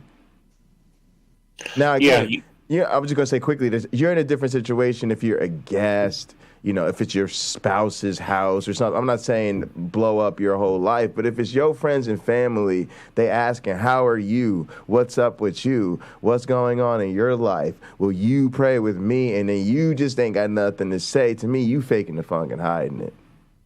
Yeah. Maybe with good reason, but I don't like that. I'm not comfortable with that. Yeah, I mean, tough choices, but yeah, I mean, I wish I had more people to come out too. You know, that's just where I'm at. But yeah, right. You know, just so you could see it out, try it out, and give it a go. Yeah, to flex my power, because it is my power, right? You spend your life under the shadow of these people that are entitled authoritarians, right? And everything's about their comfort and their peace and their joy and their story, right? And then when you get a voice of your own, they don't even want to have the discussion, right? They don't want to hear it. They owe you, after all the times, like you said before, after all the times they made you go to church and all the times they made you listen to all these stupid sermons and everything else and all the sacrifices they demanded of you to make along the way and all the ways they sabotaged your life, whether they realize it or not. Yes. And now they don't even think they owe you a conversation with respect. That's some shit. The guilt, the shame, the judgment, everything. James, I'm 100% with you. I find it incredibly hypocritical. To me, if you're a real Christian in my life, you should absolutely want to talk about Jesus now as much as you did then. If not more, because you should be trying to really understand, but it reveals weakness. You know, it reveals that ultimate insecure. But James, you just spoke to it so well. That is my feeling. That's what hurts me.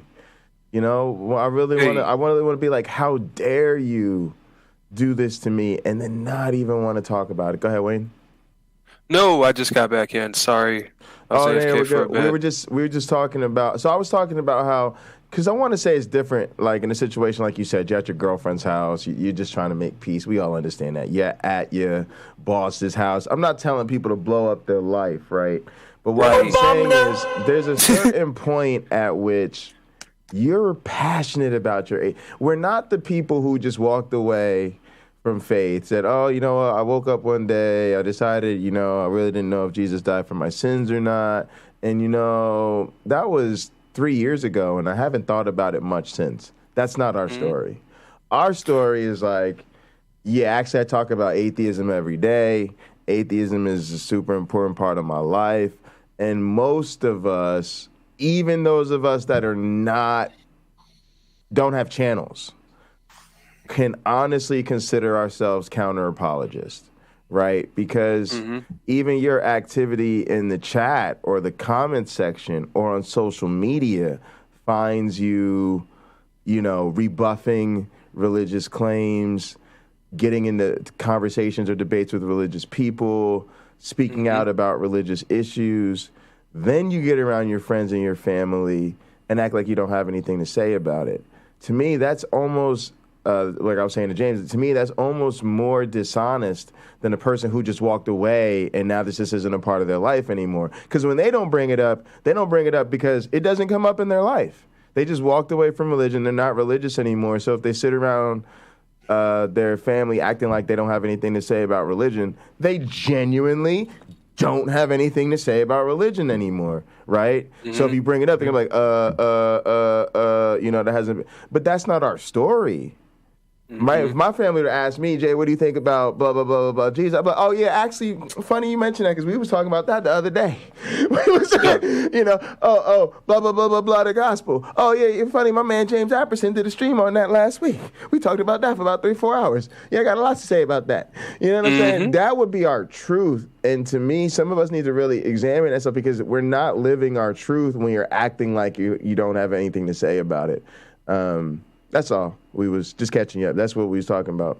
Yeah, for sure. If somebody would have asked me directly about it, about my faith, of course I'd talk to him straight. I'd be like, yeah, I used to be a Christian, not anymore. I would have said that to the pastor.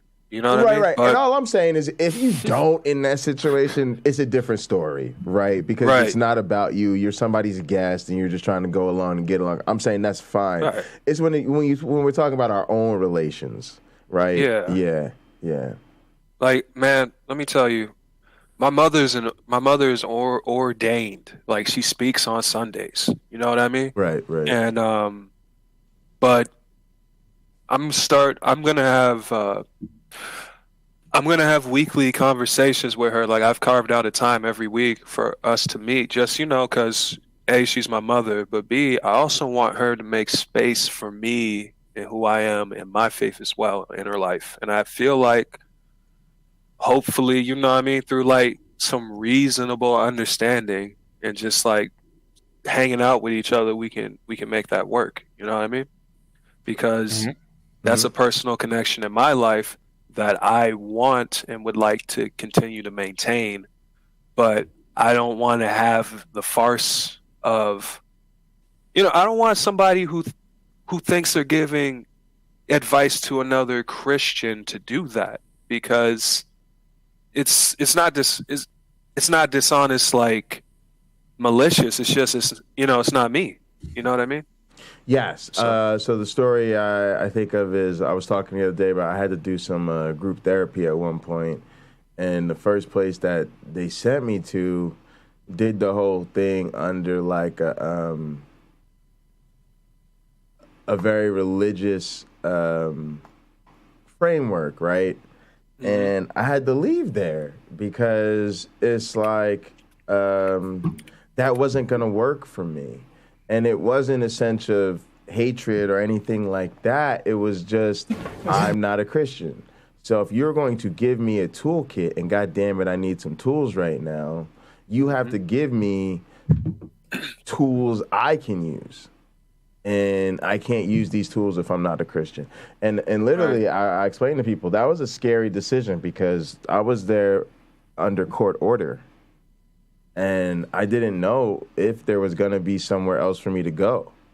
But I literally took that risk. Also, the place was threatening us, but that's another story.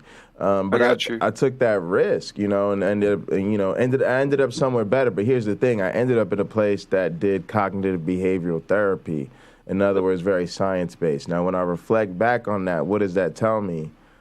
It tells me that this type of struggle plays out in our legal system, our therapy, our whole life, right?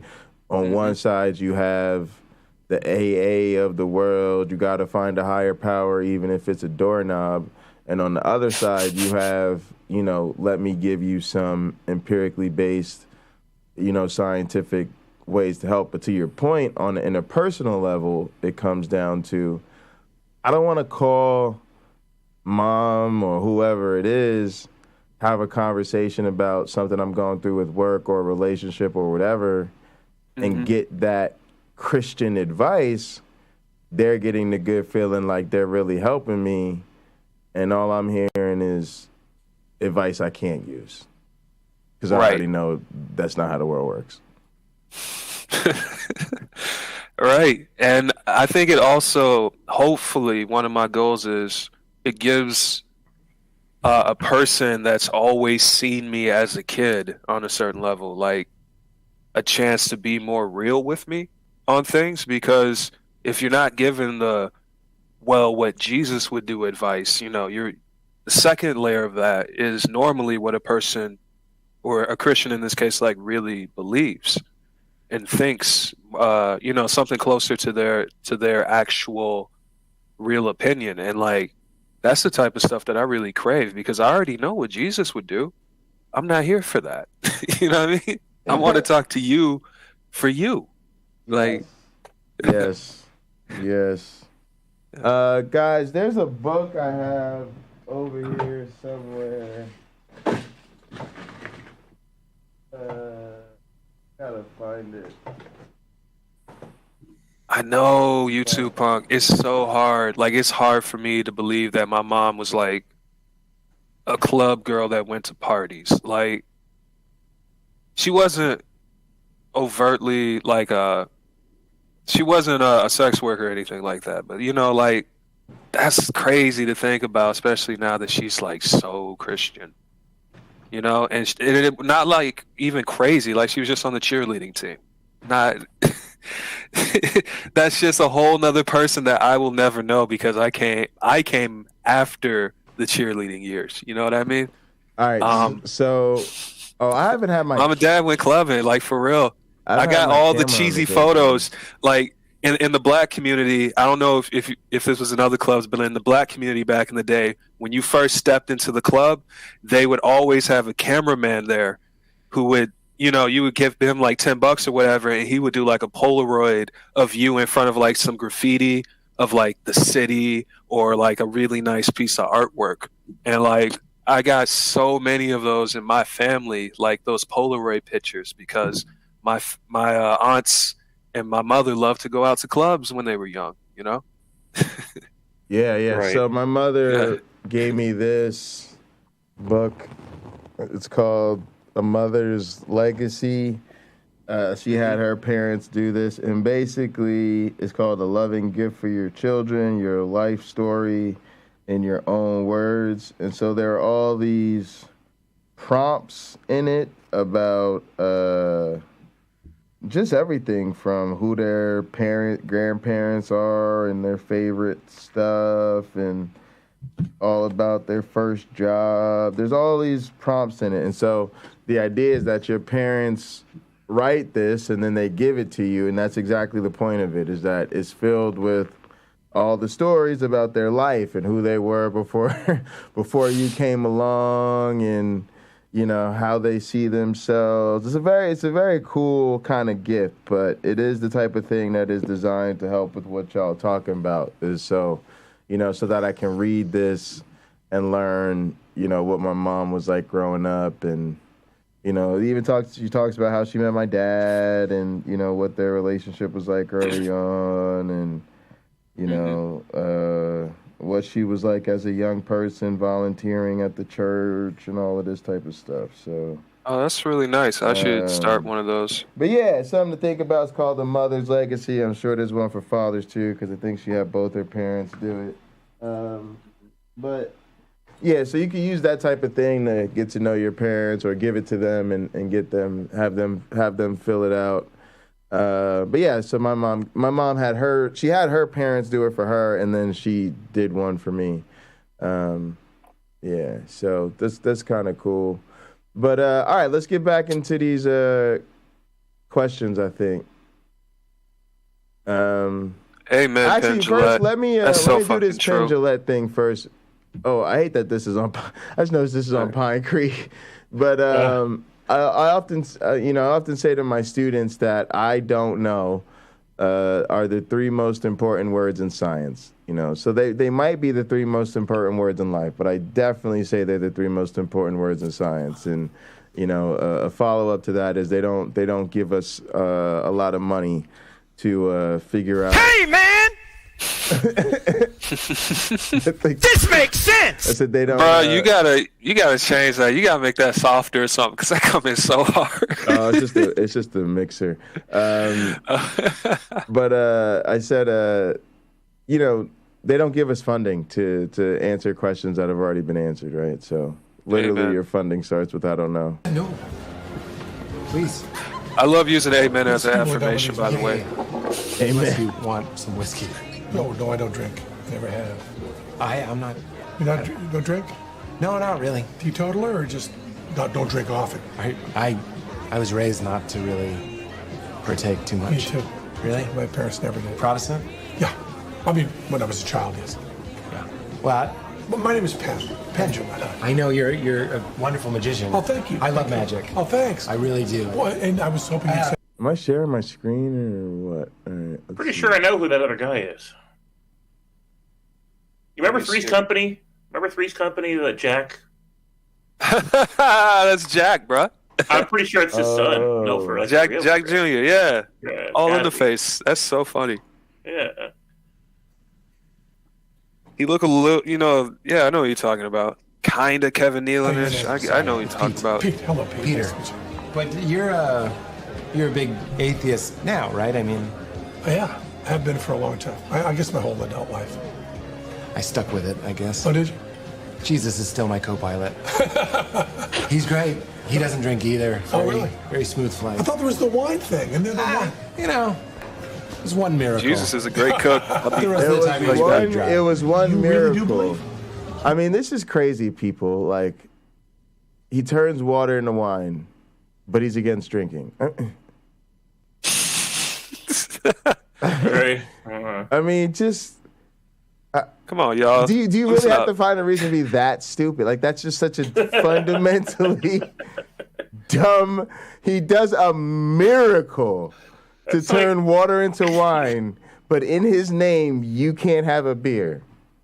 Mm-hmm. What kind of fucking sense does that make? Right. That'd be like turning sheepskins into condoms, but you're against birth control. Basically. Exactly. Christian God? All 3. I mean, I never thought about that. You actually believe that there's a being that cares about, forgive me, but your masturbation? Cares about everything you do? Yeah, you know. And you don't have any gnawing doubts about that? You don't think that maybe you're letting things slide by you that could be Like more what? beautiful? Like life? So you don't believe in something watching us, something keeping all of this going? I'm not sure there's no God, but I don't know. The most important revolution in human history, more important than agriculture, more important than writing, is the scientific revolution came down to 3 words.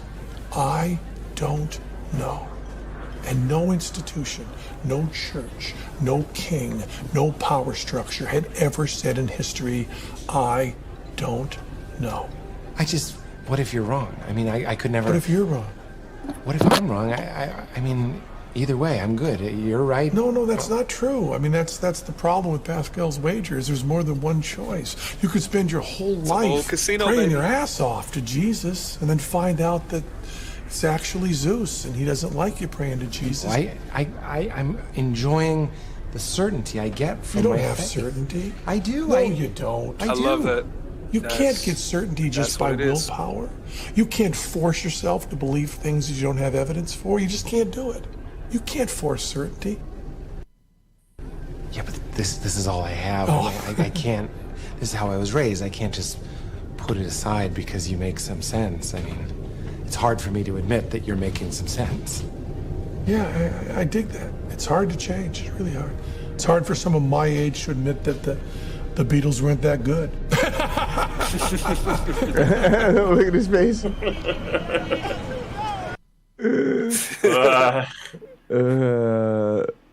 I mean, I can see where some fundies would have gave maybe a little bit different answers, but still, yeah. I mean, it's worth hearing that. I mean, and honestly though, I think that's the conversation that's worth having, and you just gotta be willing to hang in there. I hate to say it, guys, we got to get a little tougher. We got to grow up a little bit. We got to put our big kid pants on. And it's okay to just hang in there with the person and say, look, I don't know, and neither do you. Oh, but I get the what? That was a PineCreek clip. Go ahead.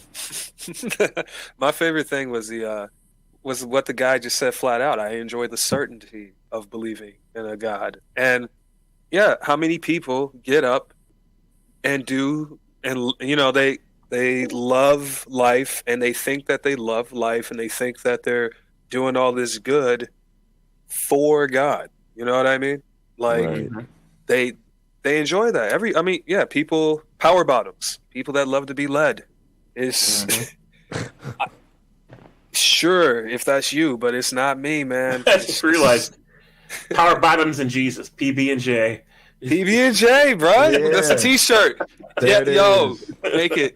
That's a flying man shirt. Power bottoms and Jesus. Yeah, we got to get. That's a great one. That's a great one, especially because, like I've even said, it's the desire to be a slave. So to me, if you're black, you really can't do this. Like if you're black, you can't do this. Like I'm serious. Like only white people should do recreational slavery. Go ahead. And this is the thing. Oh my gosh, I want that T-shirt too. Jay, I'm telling you, man, we got to get it going. We gonna be like I told my cousin, wrestling prince tees. Yeah, exactly. We got to sell these tees, baby. Yeah. I'm sorry. I'm trying to get back on track after that. God, what was we talking about before recreational white people slavery? But that's what I mean, though. If you black, you can't be running around calling somebody Lord and Master and all of this nonsense. Amen. That's what it was. I figured it out. Yeah, and a lot of people of color, a lot of intelligent people of color, once they get to this point where they're like, "Oh, Jesus isn't for me," but they still want to be accepted on a certain level. They go the pro-black route. They go the black Israelite route. They go the black esoteric crystals and ancient African Egyptian king route. You know what I mean? You ain't got no ancestors in Africa within like and some 25 of them even generations. Stay. They go with the like high Christology Presbyterian bullshit. Right. I mean, that's it's interesting. Depending on it's like what economic accepting liberal white Christianity, essentially, but they with it, yeah. The Jesus would hang out with the gays Christianity. Exactly. You know what I mean? Exactly. He'd hang out with the gays. He'd be at the academy. He'd probably be a scholar. You know, he'd be all about science and this. I got a skit for you, Jay. I got a skit we should do. Like, we should do like one of those like church meetups or whatever, or like a bunch of people at church, but they're walking to each other and they're just saying, "My Jesus is da da da da da da da." Oh, really? Well, my Jesus is such and such and such, and they just keep going back and forth and back and forth, and it's like the whole point of this sketch. Like we can work on the punchlines with it, but the whole point of the sketch is to let people know, like, this is literally what you're doing. This is how it's displayed. Every time you proselytize, every time you do this, you're still putting out your version of what you want to like have faith in. Because it's just their ego. Yeah. My Jesus lets me have premarital sex. Oh yeah, well my Jesus lets me do butt stuff. That's where I was at. My Jesus let me do premarital sex and smoke weed and all of that, because anybody that talked against those things, I said, well, those are just the rules that people came up with. They didn't know what the fuck they was talking about. Like, how do they know better than me? And if Jesus didn't want me to do those things, he wouldn't have given me a heart to do those things. And you can get away with that in a lot of circles. You I mean, there's so many. I mean, what are you gonna say? What are you gonna do? And the funny thing is, like, you know, they'll chew you out, but you know, they still want you on the team. So, you know, if you're with the Rebecca crowd, then as long as you're claiming Jesus, right, that's between you and him to work out. And honest to goodness, like, and I mean this in the most dispassionate, platonic way possible. As long as you're putting money in the right collection plate, absolutely, we're willing to work with you on the path to forgiveness. Absolutely. What is the Mad Libs Jesus? That's what we should call it. Right. Mad Libs Jesus. What is 26. If atheism is just an opinion, why do you behave like it is a girl who doesn't want to date you, so she says Jesus is the man in her life? Yeah. The fucked up shit is when you meet the girl who does want to date you, but still says Jesus is the man in her life. Oh, I got a man, but your man ain't me. Exactly. Hey yo, I'm here now with a penis. I'm just saying, like. So my right crucifix is super offensive, hanging from the wall. Yeah, I mean, do people always got to do them? But yeah, I mean, I think it's weird. It depends on what it is. I mean, if you know who's in your house, right? But to me, if you want people who are different to come in your house and feel welcome, you should make sure they feel welcome, you know? And I don't know, hang up some family photos instead, I think. A fact. I don't believe that it's just an opinion. Rather, it seems more like a tautology. How do you square the fact that some of the most evil people in history are atheists? Well, not all of those people were atheists, but even if they were, you'd have to connect the dots for me with respect to what atheism has to do with their behavior. This question is like asking, how do you square the fact that you believe that 2 + 2 = 4 when all of those same people also believed that? Does that make you question your belief that 2 + 2 = 4? 28. Why do you believe in evolution? Because we can see it happening in real time in bacteria and viruses. And fossils and genetics all look as though they are the product of the same process. 29. Where is your evidence for evolution? Well, the LNCA experiment is arguably the clearest example of observed evolution. Look into that. Also, y'all know that's the lab I just graduated from, and my current advisor graduated from that lab. But yeah, so we've definitely observed evolution. I'm glad they spelled it that way. I like to put it that way too. 30. Have you ever observed evolution? Ooh. Yeah, I see new strains of evolution. Go ahead. Jay, I got a question. What is like the coolest top secret lab that you know about? I'm just curious. That you can like tell the public about. I don't think I know about any major top secret labs. I think there's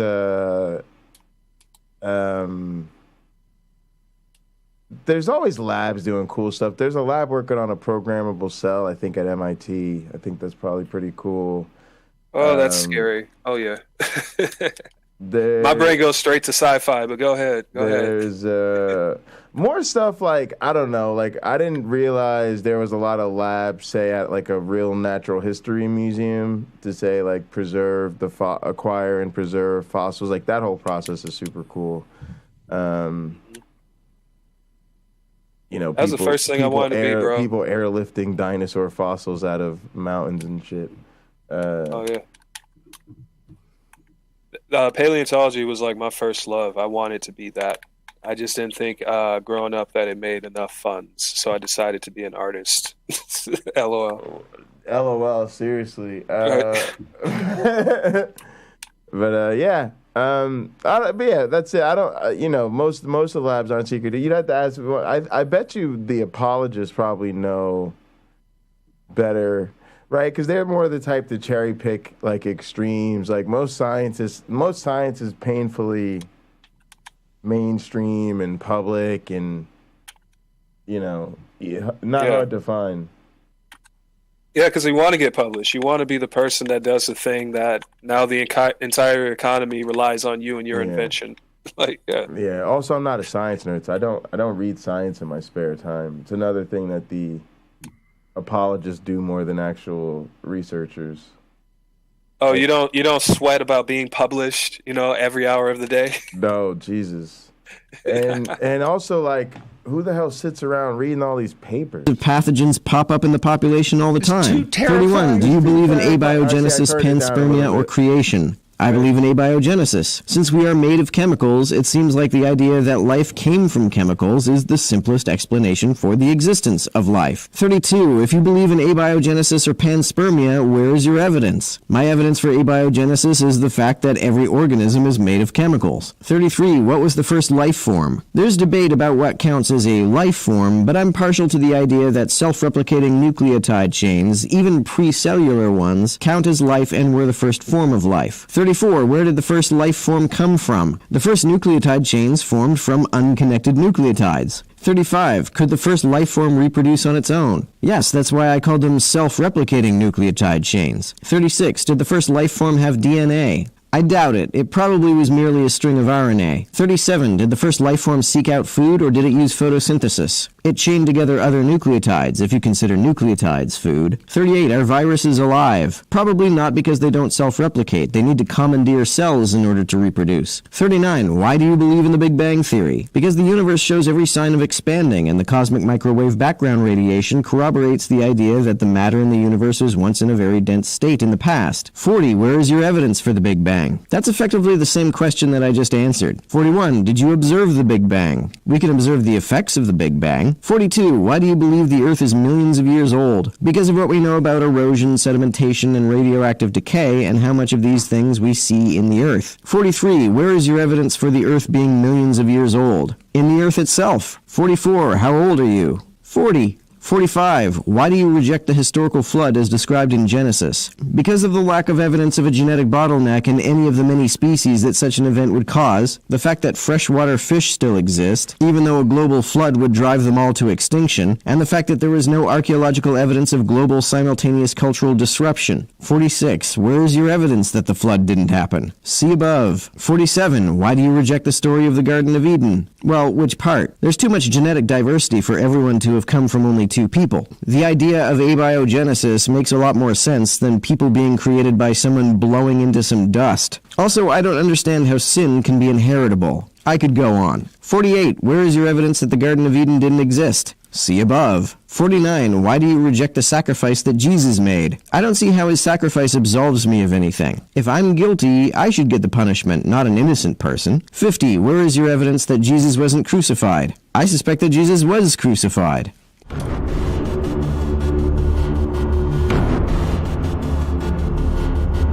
All right, so I actually think this video is really good. And believe it or not, he got all that done in under 9 minutes. So it's definitely, it's definitely something I think people in our community could get away with sharing. Why are you in this all red place? Is this like a training or is it? Or yeah, that's all it is. I'm just training while I'm listening because I got to get good at this game. I suck at it. I got to practice. Is it like, what is it? Is it learning the combos and defending and all of this? I mean, it's like real sparring. Like the system is you got dodges, you got parries, and you got high and low dodges, and that's like the big thing. So I guess I'm kind of like trying to figure out their usual patterns, but I'm really just trying to get good at recognizing it in real time. Got you. So, yeah, like that. But when I get two guys at a decent, if I fight them long enough, I try and switch it up and get somebody else. Yeah, because I'm real bad, and you only get like 80 lives in this game, man. And I'm. Oh right, or else it restarts. Yeah, you got to restart the whole thing. I don't know what the hell I'm talking about.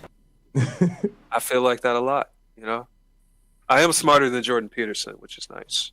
So that's good. Seriously. I make my bed, and I can make my own sandwiches. Eat. he couldn't do that for a long time, but that's because he was in his own head. He sucks. What do you think about the? Are you excited about what's it called? War Games. Yeah, it's a WWE main event that Triple H is 100% in charge of. It's gonna be fine.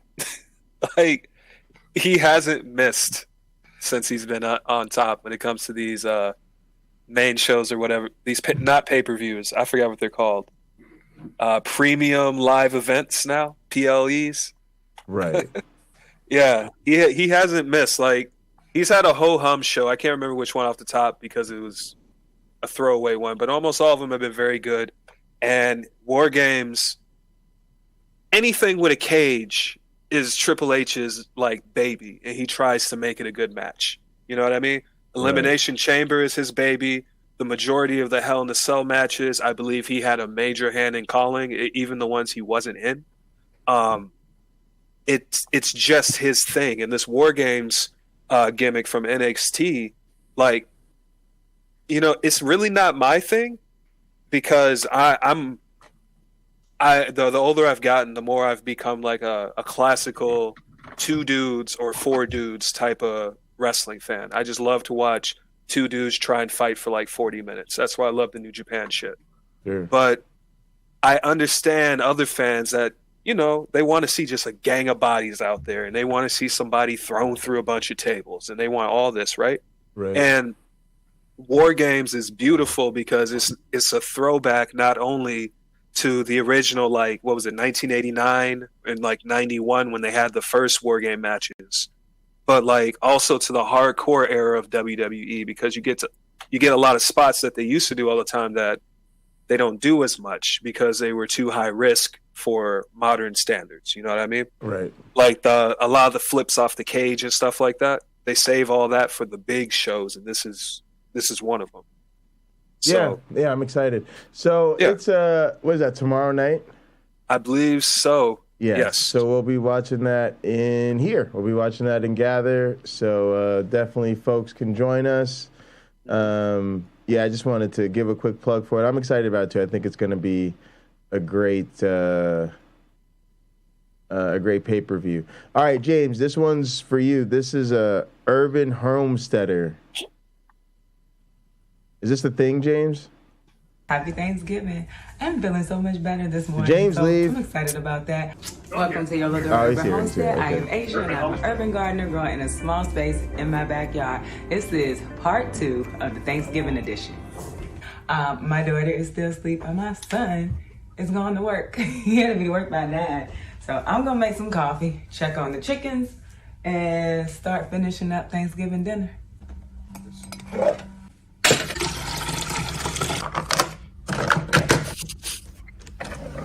This slice of life shit. So it's the last works. day for my quail eggs. I've hatched quail twice now. For some reason, the last time nothing hatched. No, not for some reason. The last time I had my temperatures wrong. For some reason, I don't know why I thought it was supposed to be high and then get higher. It's supposed to be around 45 to I think 50, and then you move it up to 75. Now this is at 80 right now, so that's gonna be a problem.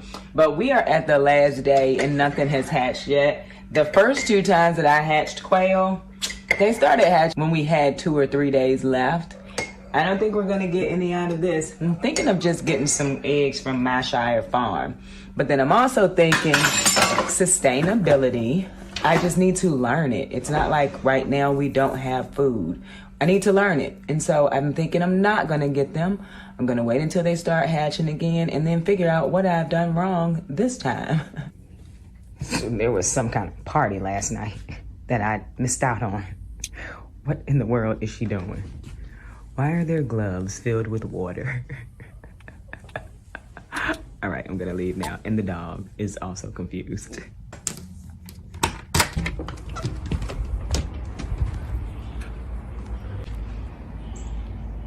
Did it rain? That's beautiful. Yeah, that's urban beautiful, gardening, baby. Right. outside of the stuff in the back for the chickens, it looked like she only spent like $50 out there. You know what I mean? Like, amazing. That a backhanded compliment. I mean that in the nicest way, because that's the point. You know what I mean? Anybody can do it. Yeah, I mean, that's why I showed it, because I hate to say it, normally when we focus on this type of sustainable living, it's suburbanites doing it, you know, enough money to build a tiny home or buy a fucking bus and trick it out, or yeah, you know, we had to pay a city $1 million for this land. I had to put a third of it up front. Most of us just can't do that shit. Let's just be honest. Right. I need a land grant like all the white people got at least 6 times in American history. That's what they say. They supplemented all them suburban houses. I'm off Subsidized until Monday, so perhaps I will run out and get it and put it up on this wall after I clean the wall. All right, so let's get us a Christmas movie on. Christmas is my favorite holiday. And it's so funny because I watch the Lifetime Christmas movies. They're pretty much the same every year. They throw in a few new ones, but I still watch them every year. Do you watch Christmas movies? What's your favorite holiday? I know Christmas is my favorite holiday. And I could be watching the Macy's Day Parade, but sometimes I get bored watching that. Are you watching that? Do you normally watch it? No, definitely. Did anybody watch that fucking This is the turkey parade? that I processed. Did they even have that fucked up ass parade this year? So I really wanted to taste it, and so I'm gonna. My girlfriend's family, they watch parades and stuff. She grew up on the Disney parade, the Disney one's big time. So I think the Macy Day one as well. Yeah, I think I watched them as a kid. so excited. All right, so she's cooking. She's just vlogging this time. But look, she throw down with the collard green. Oh man, look. So they had a whole spread, bro. Look at the spread. I haven't had deviled eggs in a minute. I fucks with all of this food. It's all soul food. It's Thanksgiving Oh my dinner. goodness. By the way, that turkey is delicious. I was surprised. I don't even like turkey. They was throwing down. All right, James. So what you think, man? Urban homestead living. I think she's looking pretty good in them yoga pants. James.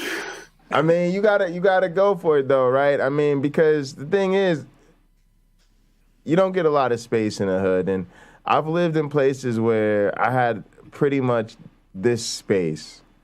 You know, you're in a 1 or 2 bedroom. You've got a little backyard or whatever. Yeah. And yeah. You know, it's just good to see people making it work. You know, I was kind of caught off guard, like I said, because I know it's normally, you know, whites that's out here showing the sustainable living stuff. So, you know, I was just trying to show some love to. Hey, you could do this in the hood too, y'all. Yeah. Don't absolutely. let being in the hood be an excuse to not live sustainably. Right.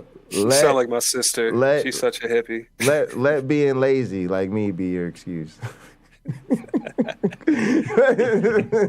Right. Well, this is awkward. 45-20. By the way, did you not get the memo on the suits? We all went dark today. You're like Easter service. Y'all kind of leave me out. But man, He as said long you got an Easter as suit on. long as I get the text from my wife that says I look good. Oh, really? So send me the text, babe. Send me the text. That's not the one she sent me. So Peter Burns made a crude joke on air when Ben Watson was just having fun and made it funny. And this is how they came back from commercial. Welcome back to the Farm Rich halftime report. What happened? I'm not sure what happened to Peter Burns or. Yo, did he just Will Smith him? Oh Your no! wife's name out his mouth? Huh? Oh, they joked about it too. Come on. With that smart mouth in the second half, but Now, look, Watson is ticked, and I'll show it to you. not sure what happened to Peter Burns or. Did you have him keep your wife's name out his mouth? Huh? We'll see how Peter Burns is with that smart mouth. Man, he is pissed. Now, they would snap a photo together, right? With Burns hashtagging friendship, which many could have a differing opinion on to preserve job status. However, then Watson quote tweeted it with "Moving on, but you still owe Mrs. Watson a public apology." Awful Announcing would note that public apology came more than 2 days after the incident and almost exactly 48 hours after Watson requested it. Burns would add more from his Twitter. While it was a joke, the truth is that I crossed the line. You should never joke about family, so that I owe a public apology to Ben and Kirsten 100%. Ben Watson couldn't have handled it better with his humor and class. We're all good and proud to call him a friend and coworker. Burns posted the public apology to Watson and his wife, sharing his message alongside a tweet from a user who considered Burns' original comments to be a joke, adding, "It wasn't that bad at all." So Holly Robinson Pete, the wife of former NFL quarterback Rodney Pete, wrote underneath it, "Maybe with your apology, don't quote tweet someone gassing you that it wasn't that bad or offensive to them. If it was offensive to the person that you joked about, just apologize straight up to them without that opinion. But at least you finally acknowledge it." To which, and this is important, Watson appeared to co-sign, replying with that part. One user added, "I've watched this 5 times and still can't find a reason to say that on television." Man, that's really the comment you want to say to another man after that? You really think you're going to just disrespect that woman like that? What I do find to be very, very interesting is how... Yeah, it just seems like everybody's taking this a bit too seriously. Like, I don't know. And I didn't even mean that in a derogatory sense. Like, no, I just mean like they gay. just need to stop caring. Like, yeah, in the hyper most masculine sense, like, because it would hurt their feelings for me to say that. Like, these dudes who are being so serious about defending their wives like it's jousting in the fucking 1600s need to chill out. That was a joke, and you got a mouth, and I'm pretty sure he got a wife. You could say the same thing. Like, why you gotta act like it's the... I understand maybe you had words like during the commercial break, but like, I don't know, man. Maybe we're all mad at the wrong person. Maybe the person that was wrong is the dude who brought it up after they came back from commercial break. I don't know, but I just feel like it went too far. And then on top of that, Twitter is a place where anyone can respond to anything. So every opinion that is against yours will be underneath your posts. Yeah, I mean, don't safe. respond to all I'll say it to this way: you're safer not saying something like that to me, but I'm not gonna blow. It's not gonna blow. I mean, I just would have been like, all right, it wasn't a big deal to me. Like, the joke wasn't that big of a deal. Maybe it was in poor taste, like, But do they not watch TNT? I mean, NBA on TNT, and how rude Chuck, Ernie, Shaq, and them are to each other. Like, I didn't think that was a big deal, or he crossed the line. I mean, if it made you spit out your morning tea, I'm sorry. Right. It's jokes around here, guys. Let a person just don't laugh if you don't like the joke. I don't know. I don't know. That's the thing. Like, that's one of the things that I find out about a woman before I even consider it LTR anymore. Is if she is so sensitive that she's going to be like Jada, right, with Will, right? If she's defensive in that way about her ego, where it's my job to like put a bubble around defend her honor and all of this, then I don't even want to be in that relationship. I don't even want to be in it. Dude, 110%. Like, I'm getting into fist fights with dudes, and like, I don't want to get into a fight if I don't want to get into a fight. You know what I mean? Like, bottom line. And I don't want to be out here just because. So that's so stupid. That's weird. Come on, y'all. We trying to get to Star Trek. We can't. Everything can't be about hands. Don't smack a person whose job it is to tell jokes. Just don't laugh. Like, right. Walk out. You know what I mean? You don't assault a person that they're saying a thing into a microphone in order to garner laughs, and that is at the expense of other groups, like parts of other groups. You don't want to completely shit on another group 100% because that's hate speech. But I mean, That's the point of the joke. But you gotta give people room to bomb, you know? And going up and smacking somebody or trying to take it personal when they're clearly 100% joking. Right. That's trash. Like, have thicker skin. You always look weaker when you try and punch down. Mm-hmm. Yeah. No, I completely agree. Completely agree. Like if it was the other way around, and let's say two women are like just like besties or whatever, and then one of them just makes that kind of comment about me, right? Because I'm the guy that's her friend is with or whatever. Like, I don't want my woman to stand up and like smack her bestie, and now their friendship's over just because her, like, come on, I'm probably going to laugh too. Like, you got me, like, you got me. You know, even if it ain't true, I'm going to say you got me, especially if it is. But even if it ain't, like, yeah. I mean, let's be real. Like, even at in the most exquisite, grandiose, gaudy sense of like defending honor, even like super crazy rich people, if you offended his wife over there, they didn't throw hands. They got a champion to fight for them. You know what I mean? Because they know this isn't worth hurting each other. We're too valuable in this life to do this, like, on those terms. Like, come on, man, you can't be smacking somebody just because they offended you. If that's the case, black people would be just walking around would be hurricanes. You know what I mean? And everybody else, women would be hurricanes. Old white dudes would be hurricanes. Everybody would just be hurricanes, smacking the shit out of each other. Like, you can't do that. We gotta use words, especially in crowded spaces. Yeah. All right, I got one more, which is apparently Darth Dawkins went on a black atheist show, and a Godless Girl premiered this earlier. I don't know if I'll be able to watch more than like 5 minutes of this, but yeah, go for it. We'll see.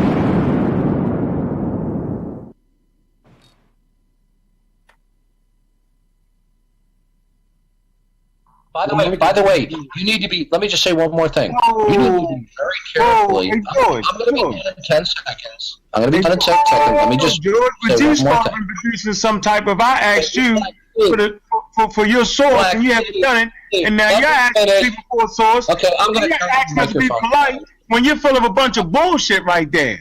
Get out of here with that crack of bullshit, bro. I asked you for a source. You misrepresented. Good evening, everyone, and welcome to Talk with the Titans, live from London, UK, all the way to the US of A and worldwide. I'm your host, Callum L, and this is Talk with the Titans. Tonight's show, we've got the real black atheist versus a white theist tonight. Oh my gosh, have we got a show in store for you? Okay, you know what? I'm going to open it up right now for the real black atheist to have. I want to see Uncle Bobby on there. Uncle Kent, where you at, God? Oh, bro, Uncle Bobby versus Darth. I need that in my life. Hell yeah, boy. Oh, yeah. But before we putting on my paperwork for this one, bro. I see you. But before he does a good job, but he's cool, but he gets triggered. He gets real triggered. Give us the pause the tape for real. Slogan real for us right now. Yo, man, we got to do something. We got to do something, Jay. What? We got to get serious about the rocket straps because Uncle Bobby is a draw, bro. I know. Like, we got to start booking him and just being like, Uncle Bobby, you got to be halfway sober and online at this time because you're going to be talking to these motherfuckers. You know what I mean? Yeah. We got to treat him like Kevin Nash. We got to build that card up. That's why I'm trying to get that card up. Yeah, we got to do it for Christmas. We should have done it for Thanksgiving. Right. We got to do something for Christmas where we book Uncle Bobby on something because I'm telling you, he's our Kevin Nash. He is going to draw forever, and we're only going to benefit. I'm telling you. I'm with you. Yeah, we got to have him on this shit. But keep Black it going. Yeah. African power. What's good? What's happening? A well-organized lie defeats a disorganized Tangelo won't do it. Every time Woo-wee, man, you already know what it is, man. It's God killer in the house. And I come to do what I got to do because I'm going to do what I got to do. And I'm standing tall, I'm standing strong, and I'm looking at you, George, because I see you. Whoo! Kill him. You know what? This show is very powerful. For all of you lot who's tuned in previously to, you know what, a young Pharaoh and young as Pharaoh. As soon as he started looking at you, George, I pictured George Jefferson. Please share it. Let Darth Dawkins in again George. This new link. And we're going is it? Darth Dawkins' real name is George? I don't know if with George versus Uncle Keck and the rest of the Amon Ross squad, rest of Team Osiris, rest of everybody who's actually joining from the previous panel link. So George, can you just greet the community? No, his name is Gary. You gave him a fake name. His real name is Gary. I forgot. Yeah, he uses a. Well, my screen name is George Taylor, character from the movie Planet of the Apes. I'm a theist. That's why he went with George. I'm a Christian, and one of my hobbies is to dialogue and debate with atheists. Excellent. Could you let our community know how you was actually able to find this show today, basically? I simply Googled live chats on the air, and this came up under the listing. Okay, excellent. I love that. You know what? Hopefully more people like yourself and others will just simply type that in, and, you know, we pop up and we can have, you know, these great discussions with various different people from various different communities. It's great that all of us could come together, share ideas, and, you know what, debate our disagreements and, you know, come to a consensus of what is true and what is false. So this is perfect right now. So I'm going to open it up for either one of you to actually just, you know, state, you know, what topic we're going to be discussing and what is your stance? What is your stance on that topic? Well, watch this, George. I'm simply saying that why is it the B-side proclaims that there's a God and think that indigenous people with indigenous thoughts have to even accept that? How arrogant are you as a Christian?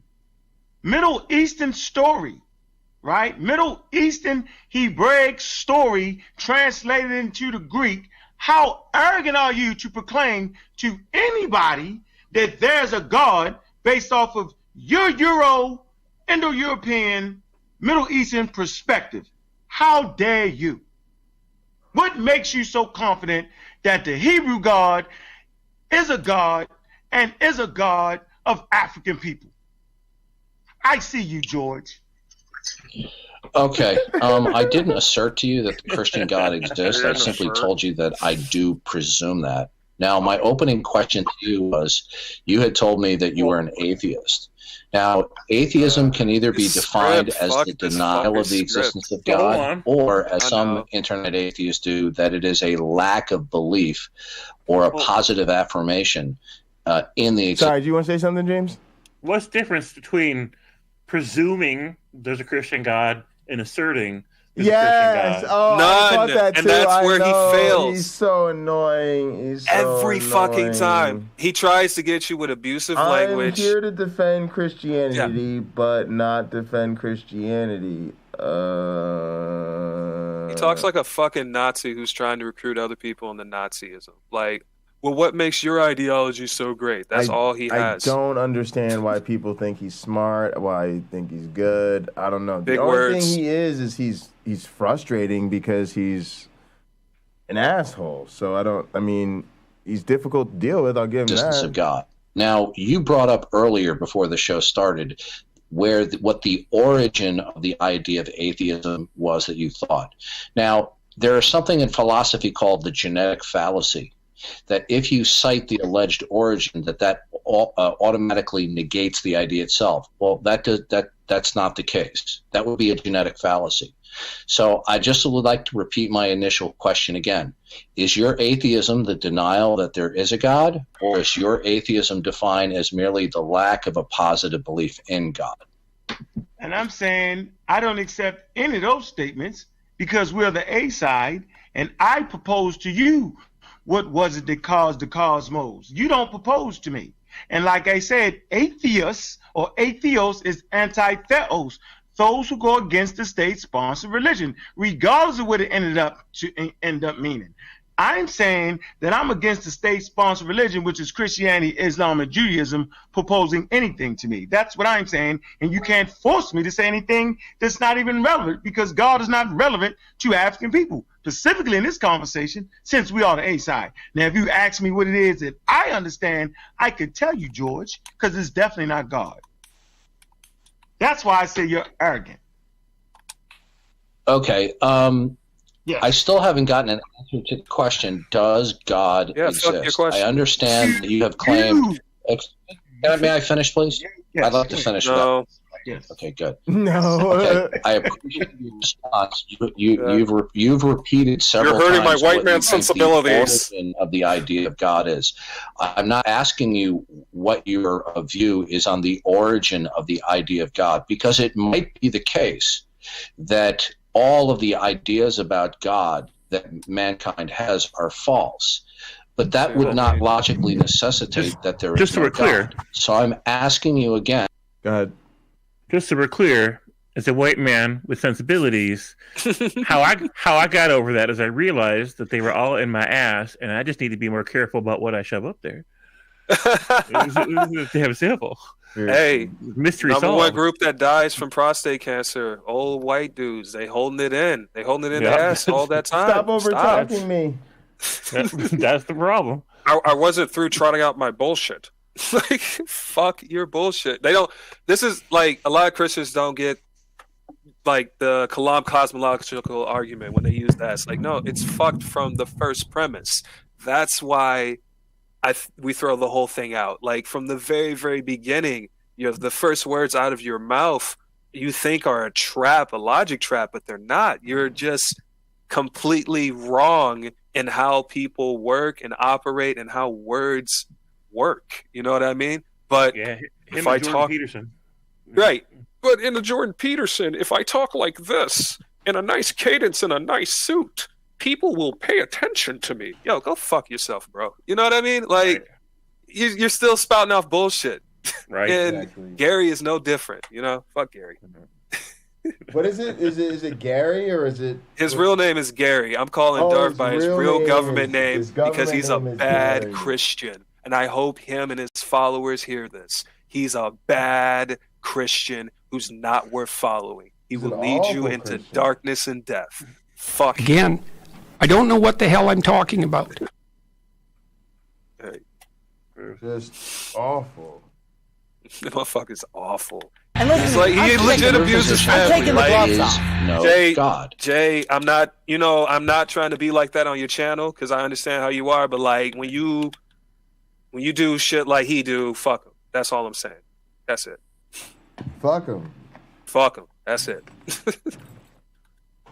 I am saying that prior to Indo-Europeans invading Africa, the Africans wouldn't have known what the hell you was talking about. And I'm saying I have conditioned myself to the point where I don't know what the hell you're talking about. And you keep trying to make me think about a God or even agree. I couldn't tell you because you would have to explain to me what you mean when you say God. What are you talking about, George? Because I don't no comprendo, amigo. I don't know what you're talking about, George. I am the A side. I'm here 185,000 years before you mutated into pale skin. Ideas, concepts prior to you, pre you. So what are you talking about, George? Okay. You still have not. You haven't answered my I question. thought I did, George. Okay, are you done? My answer is I don't have to answer it. Okay. I'd like the audience to note that although he responded quite courteously, he keeps on repeating what he thinks is the origin of the idea of God. That's not the question I'm asking you. I'm not asking you where did the idea of God come from. Sound like Right? dry pussy, now, bro. the famous philosopher, atheist philosopher Kai Nielsen, who wrote the atheist entry in the Encyclopedia Britannica, said, all of the reasons for God may fail, but it still might be the case that a God exists. Now, I'm just asking you a simple question. Lord. So we're arguing does about God a exist? possibility, I'm not asking not you a what is certainty. the origin of the idea of God, and I will give you a operational definition of God. Yeah. God would be defined as, can I finish, please? I'll be done momentarily. Yeah, go ahead. Okay, good. God would be defined also, as a non-material or immaterial mind that is the origin. I missed the donation. I must have been busy or something from Melody Joy. Melody Joy, thank you so much. I got a $5 donation today from Melody Joy. Thank you so much. Awesome. I really, really appreciate you. All right. Oh yeah, great. Origin of all that exists external to himself. Okay, so I've given you a basic definition of God. No, that don't exist. From an African perspective, no. Absolutely not. Okay. African? Okay, good. Can you please tell me how you know that no such entity or being, such as the God I have given a definition, does not exist? Because from an African perspective, there would be no being, no material mind that would exist outside of nature and outside of the African. That's why. Okay, Hey, can I ask you this? No. You're using an argument from induction based upon things that you observe, and therefore you're making a declaration of how things operate outside of your powers of observation. Now, can you please tell us how do you know what can or cannot happen outside your powers of observation? He's not even good. What I can tell you is... God. He's pretending not to understand. He understands. Gaslighting motherfucker. Following his flowchart like a piece of shit. The same flowchart since fucking 1987, I believe. He's had longer than I've been alive. He's had the same fucking flowchart. Stay a less goddamn cracker on the internet. That's all I want to say about it. Like an unseasoned crouton. Like not even. He's the worst. He is the worst. I couldn't imagine having a life so pathetic, so utterly devoid of human sustenance that I think Gary is an intelligent motherfucker that I'm giving my Saturdays to. You know what I mean? Like, right. Exactly. I couldn't.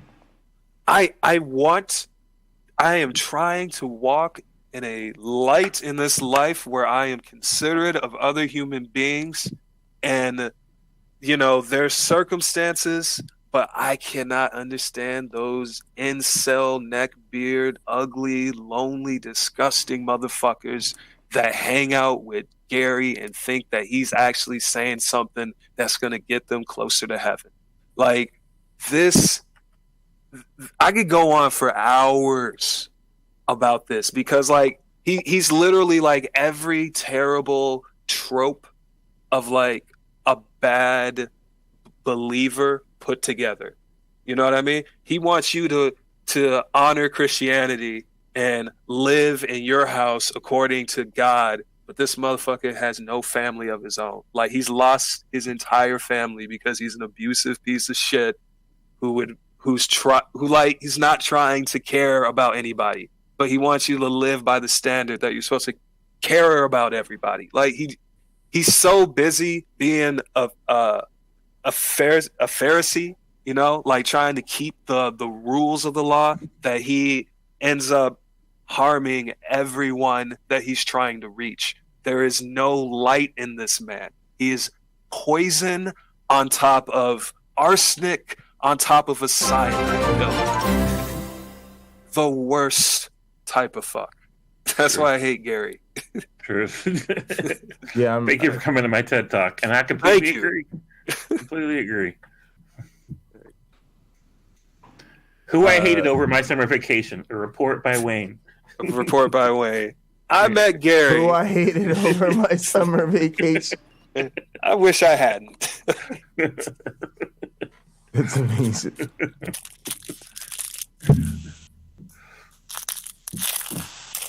If I was still a Christian, I'd be embarrassed by Gary. 100% you too, punk.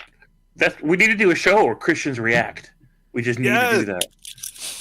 To like the good shit and the bad shit. I would love it. Yeah. Oh, these are slasher. I'm getting. I'm thinking about I think I'm gonna get a new theme for when I play like the horror games that Stupid Horror Energy buys me. That's what I'm looking at here. Look at you like a good nonprofit. She donates and you're using the funds directly in front of her face. That's how I get down. That's how I get. That's how I get down. You know, I don't. You know, I gotta. You gotta show people that their investment pays off. There is no power outside of myself. Yeah. That is reality. There is nothing that exists outside of ourselves, and science absolutely tells us that. And you probably need to start defining some of the words you're using. We're calling it trigology at this particular juncture. Okay, is it your position that all rational beliefs about the world must be determined scientifically? No, I'm saying this is the African Kemetic idea that the only way to understand the world is to observe the world, which would later on trickle down and began modern science. That we observe the natural world we live in, and based off our observations, we will come to our conclusions. And based off of more information coming, we will change our conclusions. Our ideas will be testable for understanding, plain and simple. Go ahead. Got one more question. What percentage of reality do you observe? Well, we know that dark matter makes up about 75% dark energy. So really what you don't see as much. We know the cosmos is basically, I'm thinking the numbers is, you can help me out with this, Nahisi. I'm thinking dark matter makes up about 75% dark energy. 96%, bro. What is it? 96%. All they say together, right? 96%. Yeah, between dark. I didn't ask you what are the prevailing cosmological theories. I didn't ask you that. My question is to you: what percentage of everything that exists do you personally observe? I just gave you material world, the material things that you could see. It's only about 5 to 10%.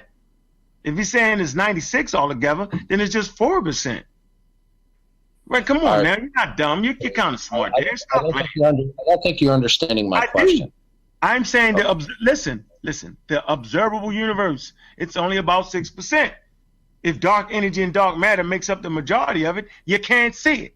You can only see what forces it play on the material world, bro. Come on, yeah. You're not crazy. Come on. Okay. Good. Come on, Can George. you tell me? Come on, George. Hey, yo, positate. Are you done? I just want to share something, and I'm not that big of a science person. Like, I don't have degrees or anything like that in STEM or whatever. Right. But there's a point that I really want everybody to understand, especially the lay people out there. Like, when people say dark matter, right? That is legit. What we're saying is we have calculations for shit, but we cannot detect it fully. Like the math. And when we throw shit out into the universe, like that math is correct, but it's not like we aren't able to observe what's causing these effects directly. That's what they mean when they say dark matter and a lot of other things. You know what I mean? Like, Absolutely. It's a placeholder because we don't know, but we want to know, and we're trying to figure it out. You know? Mm-hmm. So when he says, like, yeah, only 6%, we only observe 6% of the universe. It's like we're saying that part. We're like, yeah, and all this crazy stuff with gravity and shit is happening at the edge of the observable universe, and we don't know what's going on, but we think we're going to call it dark matter for now. That doesn't mean it's going to be dark matter forever. Once we figure out what it is, this current idea is going to get scrapped and replaced with something better. You know, that's the system. Yeah. Right.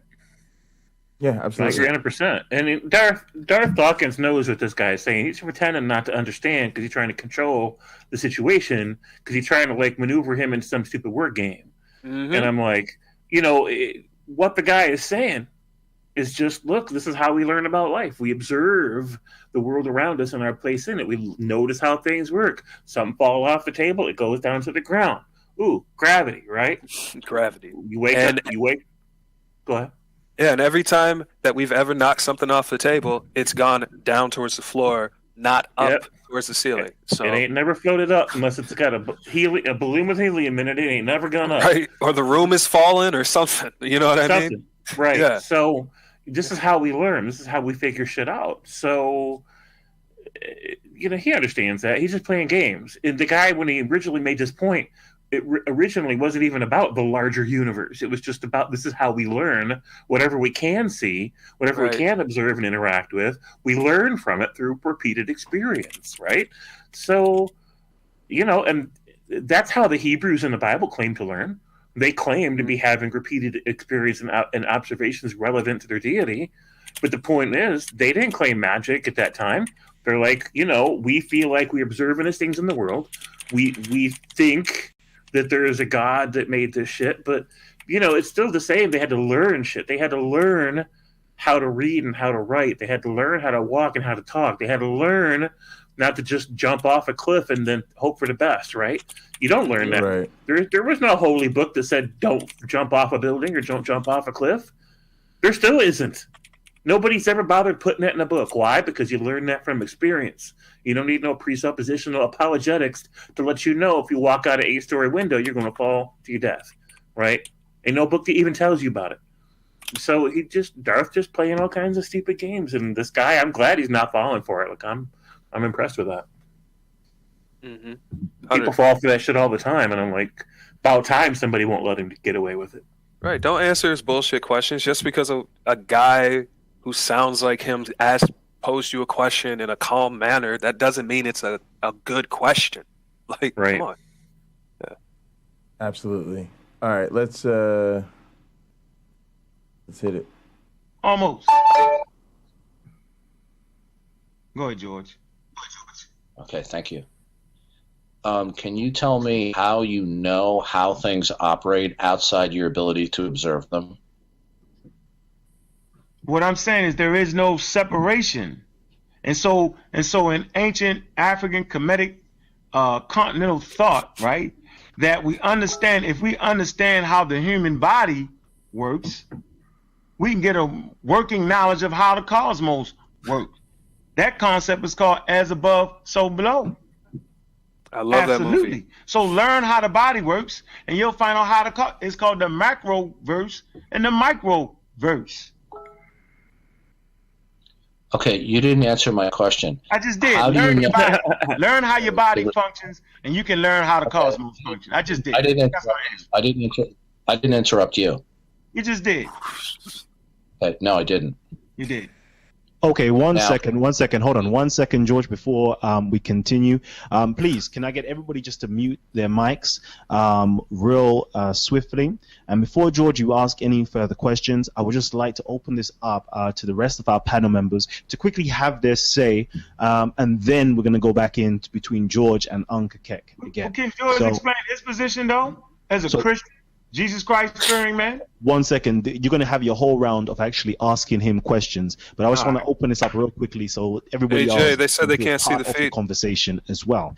So they can't see what? That's because I'm doing something. ACBC, I believe it was you up next, and then Issa. If anybody else would like to have their say, please let me know right now. Unmute your mics and let me know you want to have something to say. Yeah. Okay. Kuf. Oh, brother Ahut. And anybody else? That's it. I have the number. And Brother Nahisi. Okay, so we're going to do those questions real quickly. And my YouTube audience as well, I'm going to actually peep your comments real quickly, and then I'm going to bring it into this dialogue. So, ACBC, the floor is yours. Hey, Jay, can I ask you a question, bro? Yeah. Okay, the floor. I want to hear you. Your mic seems... Good. I feel like, especially these African brothers right here, they're talking about like Islam and all that other stuff, blah, blah, blah. All that pro-black stuff I was telling you about earlier that they, you know, once you start to get logical, you go crystal instead of like keep going logical. It's weird. But I wanted to ask you to freestyle a little bit about the idea of bloodlines and how serious that actually is and how much that plays a role in, like, you know, in the zeitgeist versus how much it actually plays a role in real human evolution, like the term. You mean like with the Black Hebrew Israelite stuff? Yeah, I mean, I feel like a lot of places where religion is still dead set in like super hard, and it's a part of like even the government more so than ours. It's like they have an idea, they have a belief in bloodlines and how important it is to maintain a bloodline. And I just, whatever that term means to you, especially as someone with 2 degrees in this stuff, like, what do you think about the concept of bloodlines and how much we cherish them? It's kind of everything and nothing, right? I mean, I think for most people, there's sort of a obvious, your parents gave birth to you, and so it's sort of the basis of family, right? But at the same time, like, for instance, me, like, I don't, I probably won't have children, and I think of, cutting off my family's bloodline with me as fine, because you're really trying to contribute to the population, and most of our bloodlines will die. They'll die out anyway, right? And I don't even think the quest, like, I don't even like really even medically, like, I think medically I'm with the quest for, curing diseases. But I'm not with this quest for immortality. Like, people just have the wrong idea. Like, your family shouldn't go on forever. You shouldn't live forever. All of these are bad ideas. Now, when you flip it to religion, it gets really problematic because, like the Bible, like the whole genealogies of Jesus, right? They're a perfect example of how important it was to sort of construct the narrative where he has this sacred bloodline. He's a descendant from David through Joseph and all of this type of shit. It's why you have shit like the fucking royal family, right? Like, you're not fit to rule unless you're from this one family. And then if you're from this one family, like, you're the only family that is essentially billionaires just to show goodwill on behalf of the kingdom, right? So it's we're in a place where like vaccines, like medicine, we really do need to let go of the old ways of thinking because they're holding us back. And I think the overemphasis on family is part of the problem. Matter of fact, I think Thanksgiving's a perfect example of it. There's so many people, probably in our own community, maybe even watching right now, who put themselves in these toxic situations. Like, just, there's no reason you would ever be part of a friend group or social group that behaves the way your family does. But because it's your family, you have some almost supernatural compulsion to tolerate these people's nonsense. My goodness. Oh, that's the truth. Right? And then people feel guilty, like, if you lose interest in these people because they don't grow and then they die, it's like, well, you're only going to be around for so long. Well, then maybe they should grow the fuck up. But we don't get that. James, what do you think? I think my everything you're saying makes sense. My experiences of family have been somewhat unusual, so I get it. Like, I really, really do. I'm just not there anymore. I watched Dr. Ramani earlier talking about this and about how the trolley problem. You know the trolley problem, right? The switch to save one person or whatever. And she made a point I never even heard or thought about before about that. She's like, a lot of people have this misguided sense of loyalty and obligation to family. And so they will sacrifice. It's the trolley problem. They will sacrifice the one person for the sake of the many, but the one person they're sacrificing is themselves. And so it's understandable, she said, but it's tragic because you don't owe these people that. You just don't owe it to them.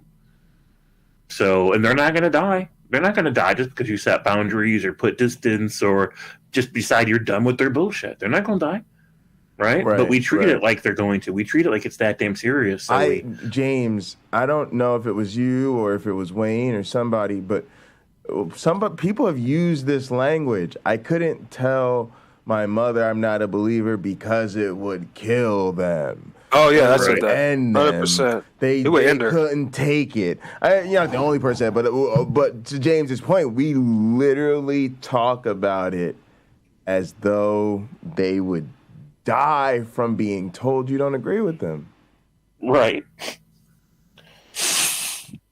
And it's just something we don't question until we're on the outside of it and go, holy shit, what a mind fuck. What a head game they were playing with my headspace. My headspace was not supposed to be for rent, especially not the bad tenants. Right. And it starts at a young age. Let me, just real quick, I thought about this while you were talking, James. One of the moments in my Christendom that really made me start to question things was when I was a part of Sunday church, and I do artwork. They asked me to like draw some stories in the background while they were like reading them out loud to the kids. And we read Samson, bro. Samson is dark than a motherfucker, and we was reading that shit to 3-year-olds, man. Wow. You know what I mean? Like his wife being just a bitch, which is what she's supposed to be, like the worst person trying to kill him. Like, I think she was like related to his enemies or whatever. And like, she's cutting his hair and he has to kill so many people multiple times. And then the story ends with him with his eyes cut out and his hair cut off. And he pulls a temple down on a whole bunch of his God's enemies and he kills everybody. And that's supposed to be like a great moment. And in my mind, while this is going on, I'm like, how the fuck am I supposed to draw this shit? You know what I mean? How the heck am I supposed to draw this and make it like palpable to this 3-year-old who's sitting in front of me? And then on top of that, I'm in a Spanish church, so like it's in Spanish. So I'm like, how the hell am I supposed to make this translate in Spanish too? On top of that, like it was a lot, and it started to really make me think. Like, man, I don't think this book is everything it's cracked up to be. You know what I mean? Right. like whoa. Crazy. Yeah, it's crazy. And you mentioned indoctrination made me think of that. That's it. Right. And so, Darth Dawkins would be like thinking that his opponent shouldn't be thinking in old world terms just because that's his cultural identity or whatever. But then it's working the other way around because that's all Darth Dawkins is doing. Darth Dawkins is just thinking in old world terms because that's his cultural identity. Right? And he thinks that it's supposed to trump this other guy's cultural identity. And the other guy's like, no, that's mine. I don't owe it to you and you don't owe yours to me, right? Like, that's mine. This is where I'm from and this is what I'm about. And in the meantime, you think about it, the same shit applies to everybody. It don't matter where you're from. If you're going to say you're not from Africa, it don't matter where you're from. Right? Because gravity works the same for every goddamn person. You don't need permission from Magic Man in the sky to start believing in gravity. That's why an engineering student or worker can transfer to almost any other country, and start working immediately because the math's the same in Zambia. Yeah. You know what I mean? Like, come on, y'all. Right. And if Darth Dawkins wants to argue that somewhere in the distant reaches of the cosmos, maybe physics are different, then yeah, sure, maybe. Who the fuck cares, though? Right. Honestly. But what if there's a possibility where I win this debate? There's a universe in which I win this debate. Can we both agree that that's possible?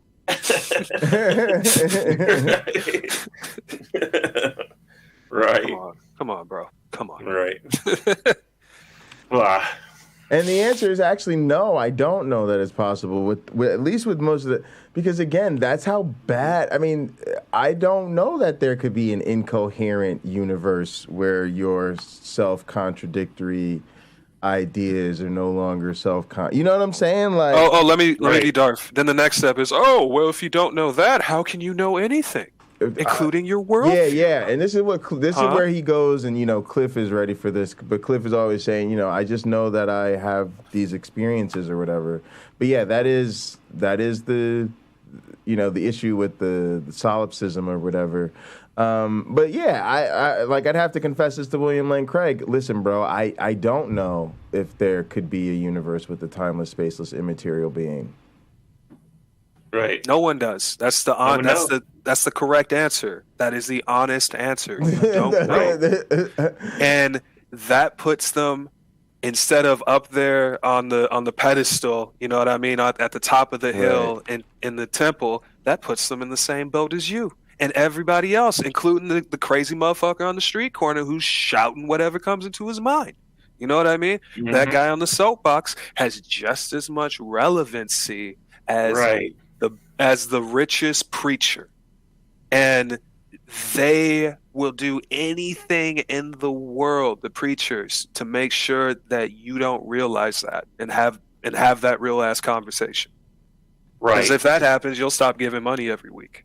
Yeah, I mean, back in the Bronze and Iron Age, those crazy motherfuckers that stand on the street corner saying crazy shit, those are the people that wrote their damn stories. Those are the people that they call prophets. Wow, he's saying shit that doesn't make any sense to me. It must be like some special magic. Right. Magic that she's fucking schizophrenia.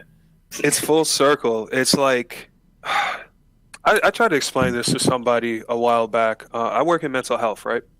And before the term mental health was not in the zeitgeist. It wasn't. I use that term a lot, but within like people didn't understand it as a concept, right. A critical mass of human beings until like the mid 1980s, bro. And I want you to really understand something. If you were a family of any sort of means before 1980, from the time when they started preaching about Jesus to 1980, if you were a little crazy, and you're rich or have means, they didn't throw you out in the street. You know where you went? You went to where the monks go, bro. You went to the convents and shit. Everybody that was weird and they couldn't make money with them. Like if you were too weird to have a day job, they would and you were rich, they would send you off to like the church. So the church is full and has been ran by nothing but like the most cruel and nasty and like patriarchal motherfuckers around them until 1980. Right. You know what I mean? Like, it's unbelievable how much faith we put into this body of people that, like, if you really understood who they were and, like, their mental health, like, whatever, like, you would never follow these people. You would never follow anything that they say or believe. No one would listen to the Pope or the Cardinals or any of that stuff because their lineage is so, like... fucked. It's fucked, man. And I just... the crazy people that couldn't keep jobs that were kind of rich went to the church, and now they're the ones that we're arguing over. You know what I mean? I just want to point that out. As a person with some knowledge in mental health history. Yeah, it's a really great point. Speaking of great points, yeah, I'm good. I got this manuscript that needs to get submitted next week, so that's what I've been working on over here.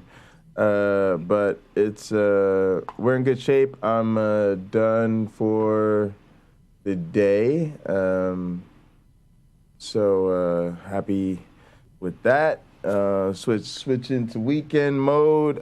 Yeah, matter of fact, let's get into the mode. Have a little time. But yeah, let me roll tape on this, and I'm gonna grab something to drink real quick. This is though it's not operational. Okay, so whilst we wait for you at the BC, nope, we can't hear you. Whilst we wait, still can't hear you. Whilst we wait for you at the BC, try to sort out your mic. We can't hear you. I can see your lips moving, but we can't hear you. I'm going to go straight to Akut. Right, well, basically, George, I wanted to ask you, you was asking Ankh, does he accept that God exists or not? And he was trying to tell you what he thought on the matter, but what I'm going to ask you is, do you accept that as a concept? It don't even apply for you to even ask it. It's totally foreign. Do you accept that it's totally illogical to ask it? I didn't understand your question. Can you clarify it? Basically, I said, do you accept that, or do you understand or comprehend that it's totally illogical to even ask him that question? It doesn't fit. It's a foreign concept. That is totally foreign.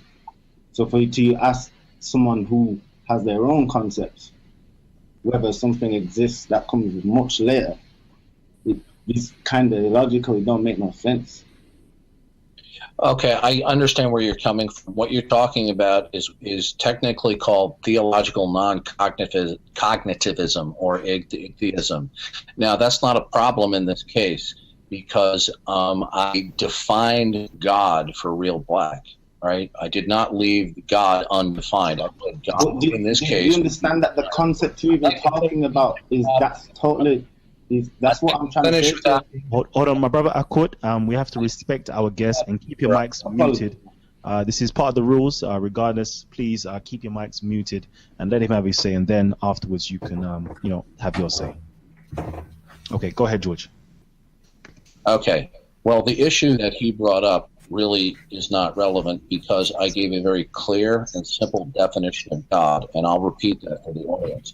God, in this case, would be defined as an eternal, non-contingent being or entity that possesses intelligence and consciousness and accounts for why anything exists and why anything exists at all. So I've clearly defined the term so the word God is actually meaningful. So theological non-cognitivism or atheism would not apply in this case. Now, I've asked Real Black several times, and I've yet to get a straight answer. Does a God exist or not exist as I have given in the definition? No, it doesn't. I clearly told you that concept is a foreign concept to the African, that some type of material force outside of Africa or outside of ourselves, right? It's not an African idea nor concept. Being as though I am the A side that predates anything you're talking about, I'm saying you can't fit me into your white boy paradigm. I don't argue from the position of the B side. I am the A side. So let me ask you a question, right? How is it that you suppose that Christianity has any effect on those who do not even care to know about it? Okay, I'll be glad to address that question. I'm still waiting for an answer to my question. All right, I have no idea what the fuck is going on at this point, guys. Because so when I clicked on this, I was like, all right, maybe Darth will actually debate a black guy. And then, but this. I don't, and I guess it just hasn't been articulated, and part of it, I guess, is I'm watching it on Godless Girl's channel, and so we're seeing what she wanted to clip onto her channel. But like, I don't know where he's going with this African thing. Like, what is he saying? Like, I just don't. James, Wayne, do y'all know what the fuck he talking about? No, he's just referring to a line of he's referring to a religious line of thought. He's just parroting like the black Israelite, like since the black man is the origin of all life, which is not what that. No, like right. Human beings and what would be human beings started in an area in Africa, yeah, but that's not. He's taking that to mean the black man and only the black man has knowledge, and he's only pulling from black like things. It's racist. It's very racist. That's just it. I'll be real. I don't like black Israelites. They're too dumb to like. I don't. Yeah. But you think that's what he's doing? I thought he's an atheist. He's supposed to be a black atheist. He's a black Israelite atheist. He's pulling his atheism from the concept of black knowledge and black knowledge alone, which is real dumb. It's weird, but it's fair because the reason Darth Dawkins chose this character, one, it's played by Charlton Heston, a known like far right conservative asshole racist motherfucker. Oh yeah.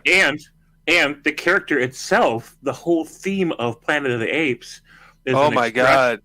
Is that why? I didn't even pick up on that. I didn't realize that was Planet of the Apes. Connecting the dots here. Oh wow, that's so he's doing the. Oh, can I tell you?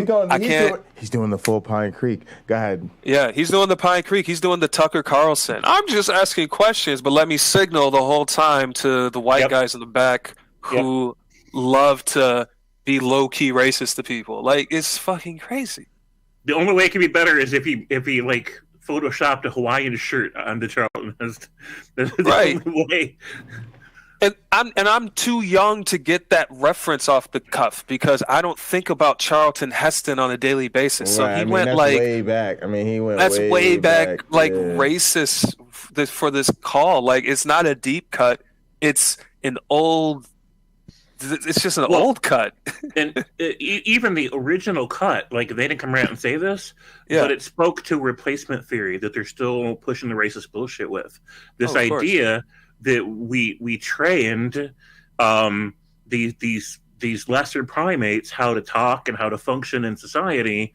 And we gave them a job because we wanted to include them in our science and our discovery and our progress. And then because the white man fucked up, then the black man took over, and then he made his world. And now, if we don't like take preventative actions to make sure that doesn't happen, we're going to end up in the black man's world trying to figure out how we can find a place. And it's that whole replacement theory bullshit. The whole movie is. It's the whole theme. Right.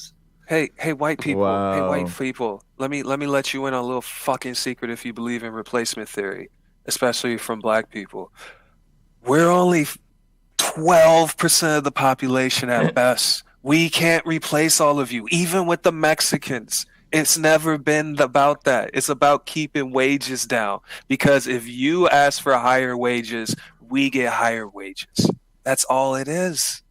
It's just a wage fight. Everything in America, when it comes to dividing people in the classism, it's a wage fight because everyone in the top room gets along, but everybody beneath, we're supposed to fight for these pennies. Get over that shit, please. Get over that shit. And Right. that's the end of my TED. Maybe it's real black atheist. Is his name? I don't know. Yeah, I know. But he has part of his point is that this God proposition is incompatible with his traditional worldview, and so in order for him to even entertain it, he has to set aside big giant chunks of his worldview in order to make space for it to even spin it around to see if he can make it fit. And his question is, why should I? Why should I forsake what I hold to be true of my tradition and what I hold to be valuable and what works for me in the world?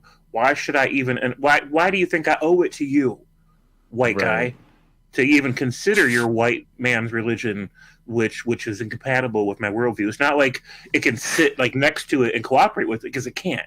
Right. He was correct for all the wrong reasons. Yeah, about approaching that question. Right. Yeah. He was correct for the wrong reason. Exactly.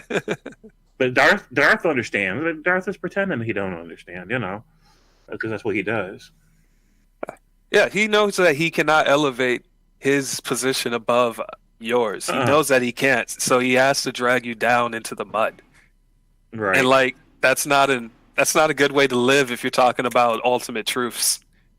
Right. And he's like, well, I asked my God for permission to have confidence in my ability to reason. And I'm like, how do you know you asked your God for confidence in your ability to reason?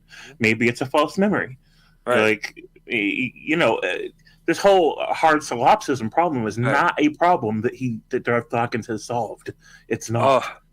And let me tell you, I really hope one of his followers is listening because I want somebody to clip this bullshit because fucking, man, this dude is such an asshole because in his little book, I know for a fucking fact in his goddamn written out flow chart that he has. No, he has his script in his fucking script. Well, he's it never has on right camera, there. so he could be scripting right off of it. You know, 'cause- Right. But that's what he has. He's had the same script longer than I've been alive. And the part in there when it says, "Hey, somebody asked for proof of Jesus," you know what's not there? Proof of Jesus. He has an argument to try and muddy the water. He's a fucking coward who doesn't have anything to believe in, so he just has to exercise bullshit arguments. He has nothing there. In his book that he's holding in his lap or in front of him or he has memorized, there's no proof of a God. Right. Think about that shit. Right. There's no actual proof. There's only rhetoric. And I hate to I'll save everybody a bunch of time. You can't prove a God with rhetoric. You can't do it. Can't do it. Can't do it. No self-respecting God would let you try. They would just say, Amen. stand aside. I'm going to speak for myself. Watch this. Right. Watch me work. Watch me do God shit. Yeah. You can't do Yeah. I got to get on my game now because we're losing. Give me a moment. Uh-oh. Do you? Uh-oh. Do you? All right, I'll play the clip because I got to grab joints. God exist or not exist? Give me the definition again, because I told you no. Based off of your definition, no. Okay, good. That's a clear answer. Now, can you tell me, how did you arrive at the conclusion that no God exists? Because the God that you explained could not exist based off of the fact that it's separate from everything else. It is separate from nature. It exists outside of nature. And I'm saying that everything is everything and nothing exists outside of nature. That's what I'm saying. Okay, good. Can you tell us, how do you know that for anything to exist, it must be contiguous in the kind of reality? Wait, what did you Can't say? hear you. Hey, could you hear me? I can hear you sound clear. Okay. Oh, Hey, sorry. okay. No, You hear me okay. on? Yeah, we're going to get into the evolution. Okay, Go you ahead. made the claim. You made the claim that no God exists because nothing Based can. off definition. You said this stream was 6 years ago? Yeah, I don't know. It could have been. I think Godless Girl just debuted it today, so it could very well be old. I know people in the live chat were talking about how Darth hasn't used this icon in a long time or this nickname. So then I don't know. I guess Godless Girl just found this old Darth clip, or maybe she wants to I don't know, because she doesn't really add any commentary, so she kind of just plays this. So what's up with that, y'all? I don't know what's up with that. What you think, James? It could be, but you said it was from a 6-year-old stream. like Wayne in the was live saying, he chat. really hasn't Okay, changed his okay. script. He hasn't changed his script. He's still He saying the same shit. sounds the same. Yeah, he sounds the same now. And again, to me, it would only matter if we had reason to believe he is any what different today. Right. All right. Yeah, I'll play a little bit more of it. Based off your Okay. definition. Can I finish without being interrupted? Yes, go ahead. Okay, good. Yes. You made the claim that no God can exist because such a God, under the definition I gave, would be independent of material existence. But you didn't demonstrate how that you know that All right, nothing cheers, can gang. exist independently of the material universe. Because my ancestors said it, and that is enough. Happy Friday. Have a good weekend. Just Okay, like are your ancestors omniscient and infallible? no, just like your God is not. Don't forget we're in and gathering. infallible. Okay, I made can no see everything I there, made no too. such claims to you. You did. You said you was an intelligent designer. Now, if you stated that your ancestors are not omniscient and infallible, and you got this information that no God can exist independent of the material universe, how do you know that your ancestors are correct? Because modern science details this in nauseam. That's why. Okay, well, modern science can only deal with physicality. It cannot deal with things that may exist that are non-physical. Science is only limited. Science is only one way to know things. Now, if you want to argue that science is the only way to know All right, things, y'all gonna I watch would me play enjoy you to cards while I do listen to this. so. So do you agree with me? Okay, do you agree with me that if you claim that you know there's no God, that you have a burden to tell us how you know this? Nope. And I just explained to you based off the definition that you gave, and you can do it again. And I'm telling y'all again, I'm going to just tell you right now, no, I don't. Here's what I'm going to tell you. And look, I don't give a fuck about a burden of proof.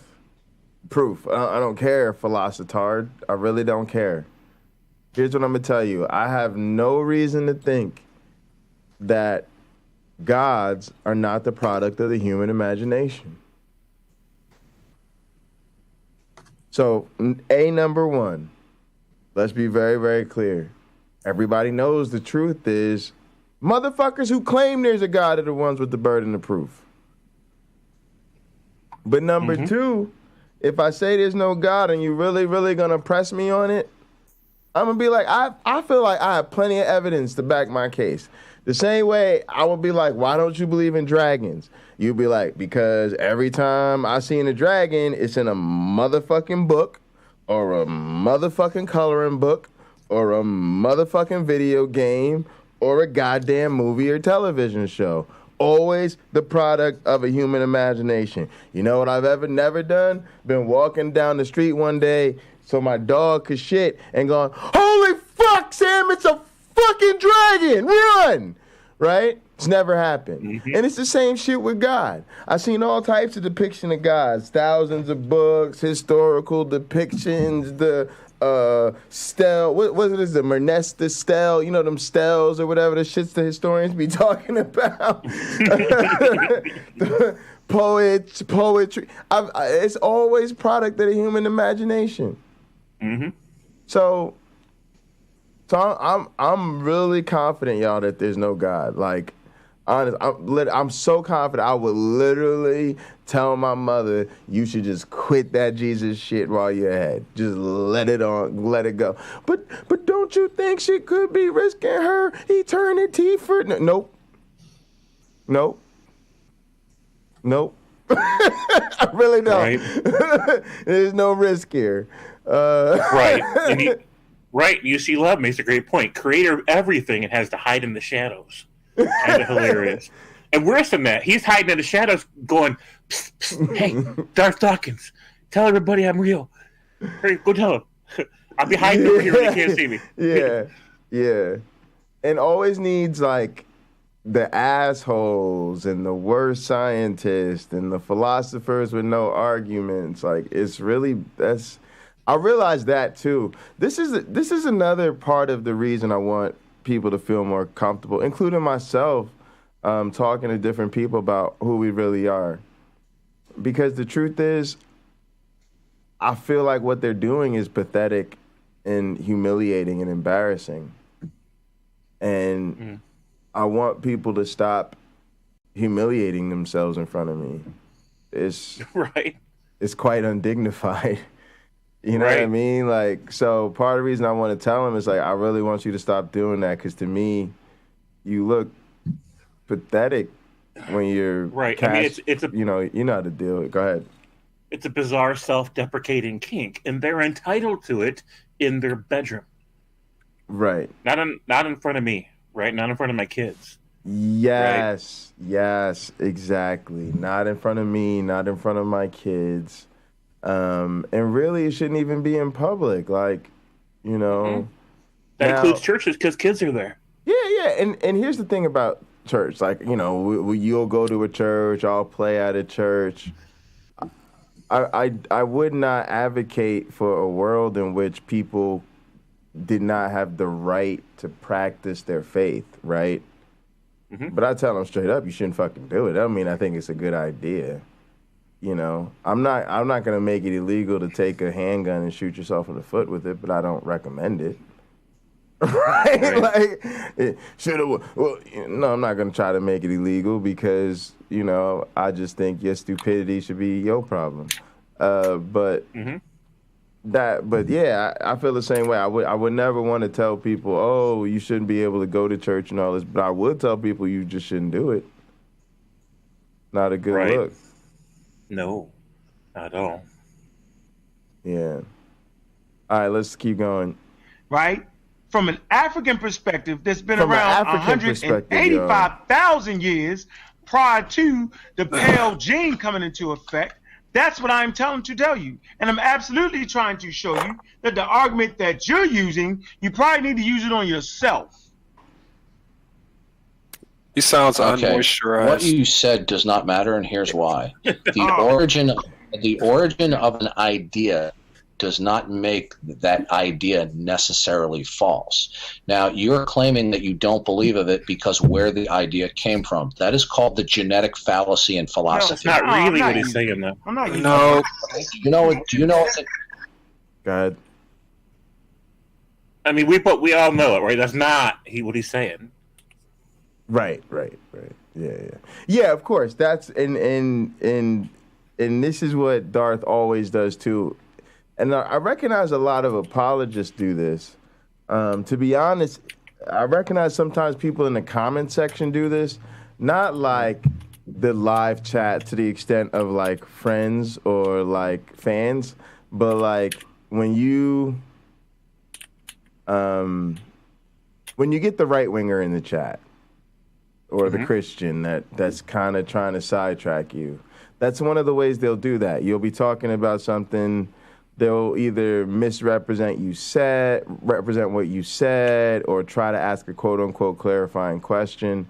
And the goal is to make that a whole diversion, because then you respond to that, then they get, and you know what I mean? It becomes a whole, it's just a tactic to me. Right.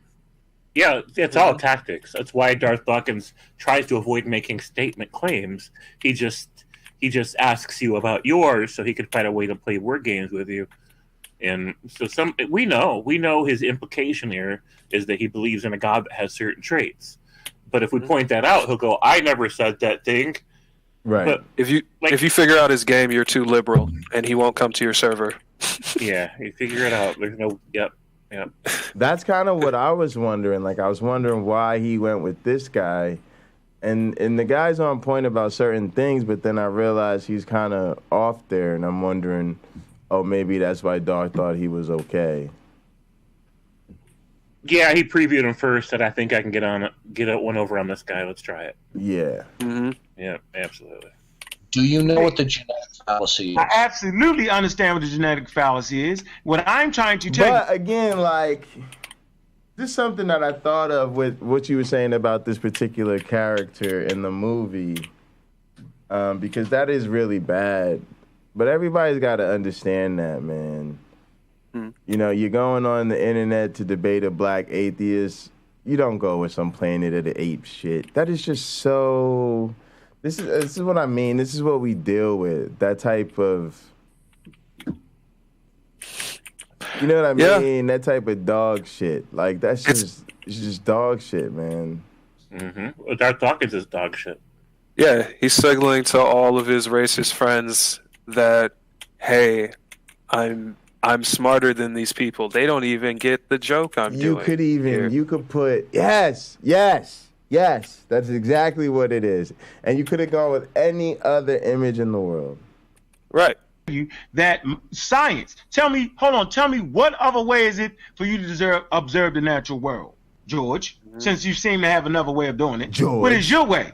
Since you put me on 100,000 questions, let me ask you a question. What is the other way to observe nature besides observing nature? I'm listening.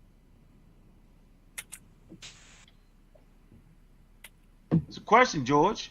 It's only... George is checking his notes. I hear crickets. Okay, no. He's checking his notes. No, my microphone was muted. It was muted because you were interrupting me. Okay? No, it wasn't. No, it wasn't. He was flipping making observations pages. through our senses is one way of knowing things about reality. Now, if you make that our five senses is the only way of knowing things, you're going to be in deep trouble. I agree, now, George. Are you open to the idea that knowledge is possible in addition to our five senses? Science does not use the five senses, George. That's what I'm trying to show you. I wouldn't go that far. Senses can absolutely be tricked, George. I get what he's saying. Let him finish his thought. Okay, good. If our starting out the gate is rough. If our senses could be tricked, you have to assume that your senses are operating correctly in order to determine that they're tricked. No, not at all, George. I'm trying to say that some things you just can't see, George. Some things you just can't smell. Some things you just can't touch. But that does not mean it's not there. Like, for instance, George, your senses, right, does not detect dark matter or dark energy. Absolutely not. You can't see it. You can't touch it. You can't smell it. Right? I don't mean, listen, Real Black, I don't mean to be rude, but you simply don't know what you're talking about. I don't mean to be rude. When you say... You don't get that, George? Okay, listen, I'm trying to carry on a civil conversation. No, what you're carrying on is your civil conversation, George. Okay, Real Black, You know, I'm used to. I'm accustomed to having. Okay, hold on 1 second, my brother. 1 second, my nephew.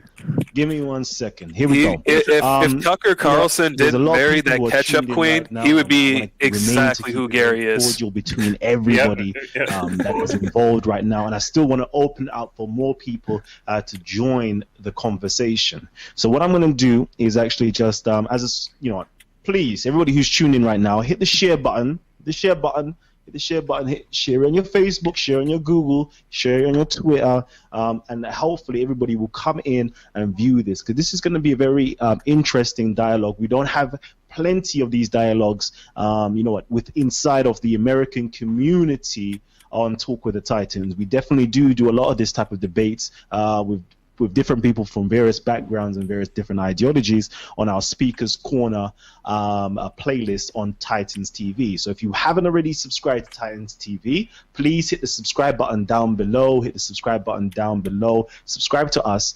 And catch up with the previous Speakers Corners debates with people of different ideologies, atheists, chemists, Christians, Muslims, Jews, Sikhs, etc. Get familiar with what's going on, and also as well, please get familiar with our Talk with the Titans show, where we have different people from within inside of our community. Not too long ago we had Ifa practitioners, a Babalawo and a Petebi, come in. This is the West African Yoruba spiritual system, come in and give us a wonderful presentation on the West African spiritual system. We've had ISUPK. I was sitting with Tazariak from the ISUPK. This is the Hebrew Israelites, a few days ago, actually, which was perfect. And of course, I've had my brother Uncle. I was with brother Unc in the USA not too long ago as well. On 125th, he was getting it in with the Hebrew Israelites as well. So we have people from different ideologies coming together to share their worldview, share their experiences, and share the information that they have. And if there is any points of contentions, we do definitely have a dialogue and debate these contentions. So please check out the playlists as well. I gotta go to the gym. All of our affiliate groups, such as Amon Ra Squad, the Real Black Atheist YouTube as well, the Real Black I'm gonna leave in like 20 minutes. The Amon Ra Squad group on. Oh, all right, yeah, no worries. I'm gonna get off from time for. I'm gonna watch dinner and watch SmackDown and shit. Facebook, Team Osiris YouTube station, San Netta as well, Black News. San Netta, there you go. Literally goes on Virtue TV. The list. What else?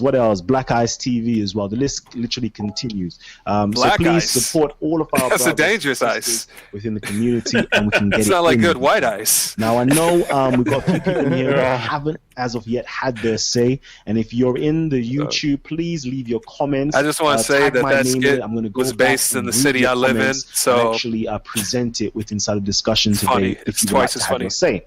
All right. So at ACBC, I'm going to go straight to you first and foremost. Then I'm going to open it up to Konsu, then Wujawu. So ACBC, what would you like to say? You forgot about me, bro. I got you. I see you. Peace and Black African power. Can you hear me?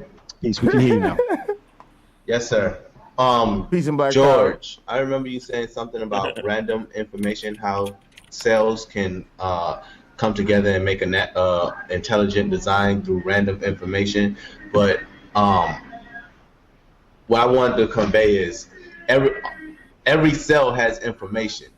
So there's no such thing as cells just having random information. Every cell has information. So when they come together, they can communicate. They can learn to communicate and create an intelligent design, which will be human, whatever. The whole Darwin theory of evolution, where we descended from monkeys or ancestors. Darwin himself never said that. I don't know where this picked up from, but Darwin himself never really said that. He says we have a common ancestor, which literally means we just have percentages of the same DNA, just like broccoli, just like anything else on the planet. We just have percentages of the same DNA. He found that first, probably inside of monkeys, before he found it in broccoli. So that's what was said first. I just don't know. The whole theist thing, I really would like theists to explain just the absence of their father on the whole. Like, we as mere humans have more morals, more morale than your so-called God in heaven. Things that he can do to his kids, we as humans can't fathom doing these things. So what makes us so much better than your God? Thank you. Check out the Throne on Rebellion 2016.com. I don't think you understood my position. I didn't say that the information within the DNA code was random. What I was referring to is the modern theory of evolution and how the origin of the species arose over time. I was referring to the mechanism of natural selection. Under the theory of natural selection, random mutations accumulated incrementally and hierarchically. Those sequences that accumulated that had functionality and an increase of fitness survived. Now, I wasn't advocating that that actually is the case. I was merely accurately describing what is representative of the modern theory of evolution. So now this is what pisses me off. That's not true. Yeah. He misrepresents it so badly, but he says it well enough to undermine his own arguments. Mm-hmm. And if you catch on to that, he's going to rage quit your server early because that's the only game plan he has. He has nothing except for that. Once he has to justify his Jesus, he loses the game. So. Exactly. Fucking ridiculous. I did not affirm that the genetic information within the DNA code of you and me and bananas or apples is itself random. I never said such a thing. My point is this. For those of you out there who believe in the general theory of evolution, you have to believe that over millions and millions of years, very complex genetic information developed in a hierarchical fashion. Now, the mutations that we do observe in laboratories do not produce long strings of complex functional information. Most mutations that we do observe are bad or deleterious. Of those mutations, a minority of them may be beneficial, but beneficial mutation does not designate that there is an increase of complex genetic information. So this is a very severe fundamental problem within the general theory of evolution. It is assumed to have happened, and it would be necessary to happen in order for there to be what they call a universal common ancestry or evolving from all life forms. So that was my opening question. What good reason do we have to believe that random mutations will accumulate to produce complex information over a long period of time when it is not observed? Okay, thank you. Get your source for that, though, bro. Todd, you saying that? Present your source right now. Okay, he's saying a lot of shit that ain't right about the science. He needs to present his source. I know. So, George, you've been requested to present a source. You have time to, search your library or any types of encyclopedia or reference book, textbook that you have available with you. But I'm going to keep it moving on to anybody else who's got comments and questions. We have a plethora of questions literally flooding in from the YouTube. Ruben, I see you. I'm going to get your question answered very shortly. But Konsu, if you're there, Konsu, if you're there and you would like to ask a question or make a comment, please do it now. If not, Kufu, Team Osiris as well. The mic, your floor is open to you. Okay? Yes, I'm here. Go ahead, Konsu. Yes, I do have a question. When it comes to intelligent design, what is the intelligence? What's your question? What in intelligent design, what is the intelligence? Intelligent design advocates don't specify the nature or identity of the intelligence. What they do is make observations of phenomena. and they decide whether the phenomenon that we observed are best explained either by design, magic, necessity, or chance. We all do this. For example, if you hear a knock on your door, design, necessity, or chance. First off, not the only options. Right. And number two, I don't know if I'd go so far to call natural selection necessity. Nah, matter of fact, I definitely wouldn't. But again, it's just deliberate weaving. Like, how do you not know that that's the right thing? And it's laying right there. Just trash. He's the Uncle Rico of this shit, bro. Like, he's that dude who thinks, like, I was the man in high school. Like, he wrote this script in like his like 30s or whatever, and now it's the only thing that he owes to. He thinks that this is the coldest shit ever. He's fucking garbage. I hate to tell you this, Uncle Gary Rico, but your like titles or whatever, your records at that school, at that backwater trash ass school, don't mean shit. Anything. You can't outrun a fucking child, you mental. I can't. I don't even want to. I don't want to say anything too rude, because this is still technically recorded. I wish I could fucking debate this fucking idiot. Infer either that knock. Oh, you can debate him whenever. You just have to go into his den. I'm in the server with the politics server. Or you might infer that it is the wind blowing and a tree branch hitting on the side of your house.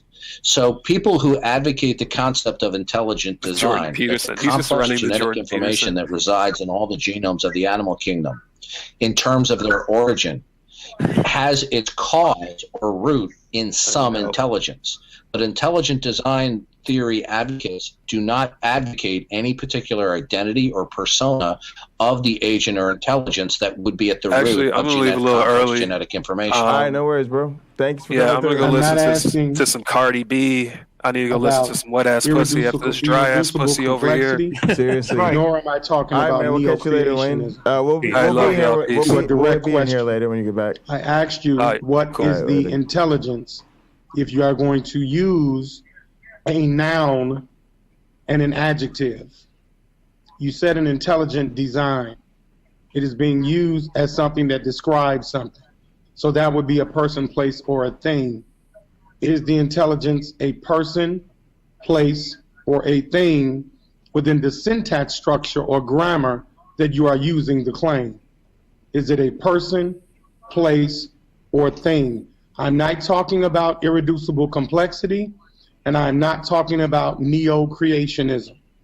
I am talking simply, what is the intelligent design? Because what the intelligence must be is conducive to a person, place, or thing, because it's being used as an adjective. So I'm asking you, what is the intelligence? Well, as I explained before, the identity or persona or personal attributes that an intelligent agent possesses is not something that is advocated or affirmed by those who advocate intelligent design. Intelligent design is the idea that certain features or phenomenon that we observe in our world around us are best explained as having their origin in some type of intelligence as opposed to mere physical necessity or chance. So if you keep on asking, what is the persona or personal attributes, that is not something that people who advocate intelligent design detail. And it's outside of the scope of the discussion when it comes to intelligent design. Okay, thank you. Oh, sorry, 1 second. Hold on 1 second, Kalan. Okay, go on, Consi, go on. I just want to be respectful and let you know that I did not only distinguish persona. I said geographical location or an unobservable object, which would be called a thing. So I did not only regulate it to a persona. I understand the neo-creationist claim that you just gave. However, I will make note and be respectful of this platform that that particular claim had gone under scrutiny from a United States court of law, which had prohibited the usage of that claim to be non-scientific. yet have religious overtone. So I'm not saying you're doing it, but I'm making you aware that Michael Behe was brought up on charges for doing it. Yeah. And I digress. Let me just stop you right there. Okay. I yield the floor. Okay, good. And what I'm about to say to you is in all due respect, all right? But what you just said is a misrepresentation of the facts. You're referring to the Kitzmiller versus Dover case in Pennsylvania under Judge Jones. Is that correct? Yes, that is. Okay, good. Could you tell me, and I'm going to demonstrate here right now, that how do you say your name? Consul. Okay, Consul. I'm going to demonstrate to everybody right here that he doesn't know what he's talking about. Now, you said Michael Behe was brought up on charges? Say that again. You said Michael Behe was brought up on charges? Yes. Okay, could you give me more details on that? Well, Michael Behe did. By the way, you need to be. Let me just say one more thing. You need to be very carefully. I'm going to be done in 10 seconds. Let me just George, but you supposed to be producing some type of. I asked you for your source, and you haven't done it, and now you're asking people for a source. Okay, I'm going to ask us to be polite when you're full of a bunch of bullshit right there. Get out of here with that crack of bullshit, Get bro. out of here with that crack of bullshit, man. You misrepresented natural selection. You're trying to hit us with the calm shit. That's a bunch of bullshit, George. Now cut the intellectual bullshit. Cut the bullshit, man. Don't ask him before a source until you have presented a source. You have not presented one source. You have misrepresented what natural selection is. Cut the crap, man. Okay, I'm just going to remind our panelist members. Now, this is where this guy goes, woo, and y'all know me, WWE style. I don't mind people going off the rails. Matter of fact, like I said, I like my wrestling promos like that. But this guy's not giving you a wrestling presentation, right? So instead, it's the thing where, he looks like the crazy angry black man or whatever, right? And this is what I was dealing with Doug and Nate. And here's the thing. He's right. And even though people want to say, oh, you shouldn't get this emotional, you shouldn't get this upset, everybody knows what he's mad about. And we get it. Because Darth Dawkins does this thing where he misrepresents you, he doesn't answer the question, he doesn't give you a source, then he demands one, he twists and contorts your words, he does all this stuff. But what does he do? He just sits there and remains absolutely calm. With somebody in the chat once said the politics of civility. And then as long as they remain calm, it doesn't matter how fucked up what they're saying and doing is, as long as they remain calm, you look like the asshole. It's really irritating. Giving sources, and now he's questioning people like he's some kind of motherfucking lawyer. That's a bunch, and we got to be. I have his microphone turned off. I can't hear him. Good, turn that shit off. Good. Okay. Now, Ansu, can you? It's that calm bullshit I can't take. It's that foolery. Uncle Keck, Come on, man. just the swearing, just the profanity, just Okay, but Kalam, do you not see the? I have his microphone turned off. I see it. No, turn your mic off. I see it. The doorknob hit you with your Okay, so Kansu, I am very familiar with the Kitzmiller versus Dover case, so I just want to let you know, and I'm going to be done in.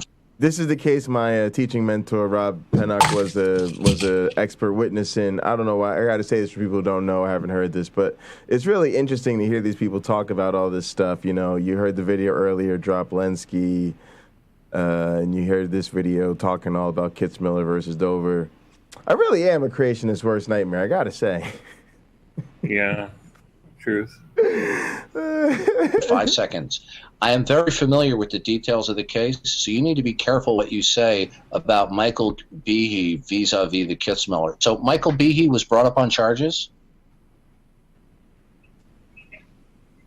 What I attempted to say is that Michael Behe was subsequently going to be brought up on charges. And what happened was his book, entitled in reference to the panda, pandas and people, was thrown out as circumstantial. Yes. Okay, Michael B. Michael B. Hold on. George. I'm gonna hold on, Kalam. One second, Consu. George, I'm gonna ask you to please mute your mic. Your mic should be muted at all times. Respect the other person's cipher. You will be asked or introduced to speak after he is finished, but not before. Okay? Thank you. Go ahead, Consu. Yeah, what I'm gonna say is we're only having a discussion here, so I'm only paraphrasing.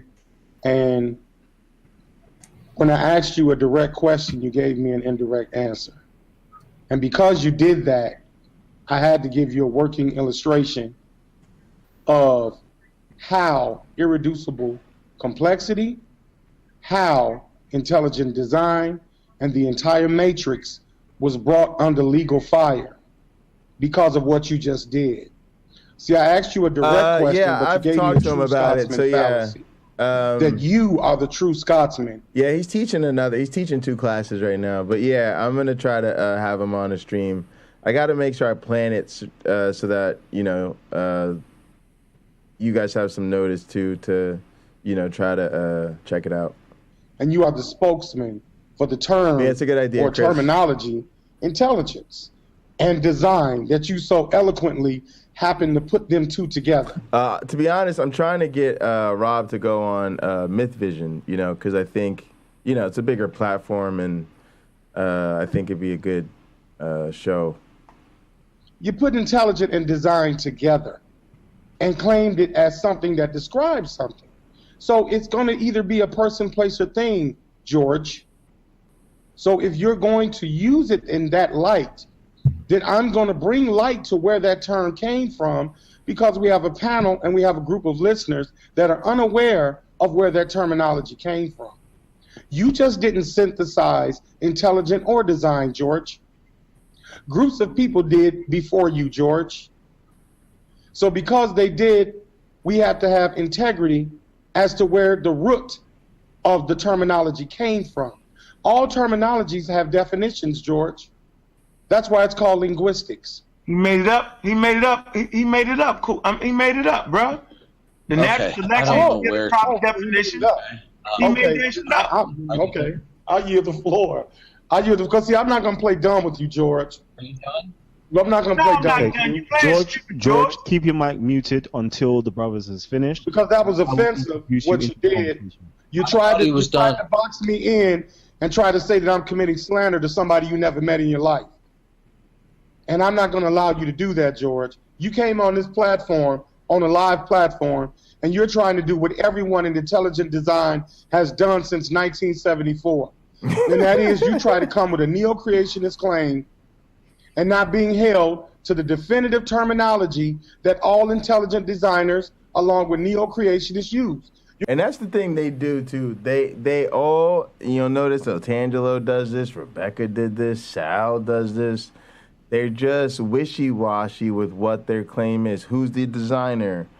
Is the old earth or young? Because why? They have to try to create a false narrative of sort of unity under the Christian umbrella, which there isn't.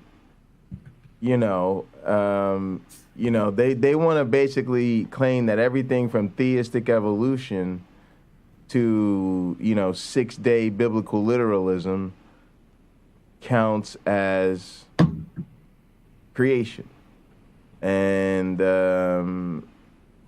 everything from the Abrahamic ZZ Top, white, long beard dude above the clouds to a timeless, spaceless, immaterial being to deism to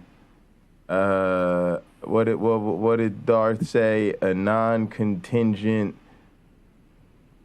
intelligence that from wealth, sports springs, ultimate, all whatever.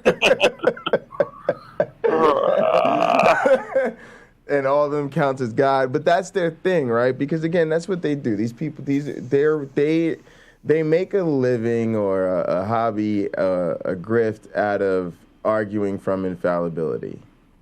So they're always finding the infallible position. What counts as intelligent design? All of it. Which God? All of them. You know, they just can't be wrong. That's why. And so he's right. They all, that is the playbook. The intelligent design playbook is, you know, tear down the other side, but be careful not to make a claim yourself, which you'd actually have to defend. Right. Which, so we know the game. Yep, we know the game. And most of us used to be Christians, so we know exactly what they're talking about when they say intelligent designer. We ain't confused about it. We don't think it's some nebulous thing you can't put personhood to. We know better. They do put personhood to it, right? They do say absolutely. that it's a literal, self-aware, autonomously sentient being with thoughts and feelings and a personality and a personal political agenda, right? Right.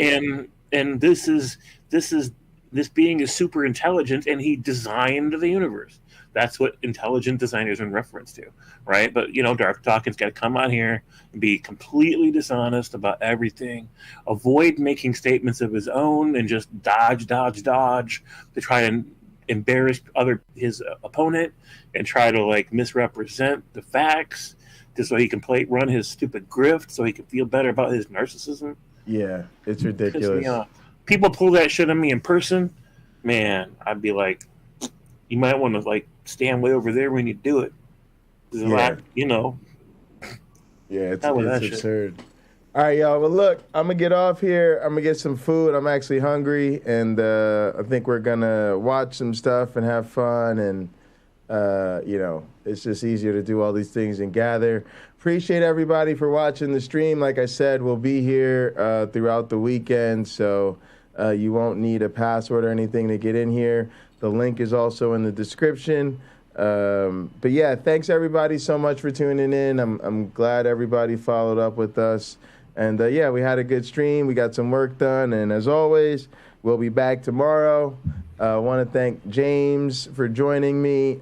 He has a link down there in the description. Want to thank Wayne for calling in.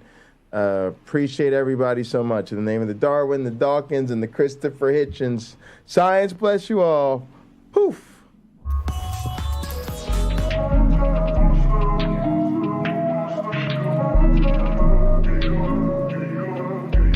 Zach, why she wanna leave me alone? Saying all I do is wrong. No rights when they been left turns. Playing that she gotta let it burn. Saying that the hell's not a home. Sunshine cause you heard it all before. Sometimes she don't wanna be alone. Most times she don't want me gone. She don't know I try my all. She don't know I sprung in the sun, but I'm going in the winter, so we good to the fall. Remember how I told you I get it and I win. Now I got it, you ain't answer my call. Wonder if I've been moving too strong. Maybe I just been moving too boss. Really hate when the feeling get lost. Nowadays she just dodge my calls. In the game throwing laws like Paul. Young legend Miss John like Wall. And I wish you never met like Carl. Thick game lay it down like law. Made plans but you canceled them all. I was just trying to splurge in the mall. Now I'm home stacking bread till you call. It's time to roll. She tryna slide. We smoking Zah. Stop back and shine. Cause you a demon when I get between your thighs, girl. You like my rib, you know I need you by my side, girl. It's time to roll. She tryna ride. We smoking. Stop back and shine. Cause you a demon when I get between your thighs, girl. You like my rib, you know I need you by my side, girl. Be smoking that side. I'm trying to get high. She said that she not ready for lust. I waste my time.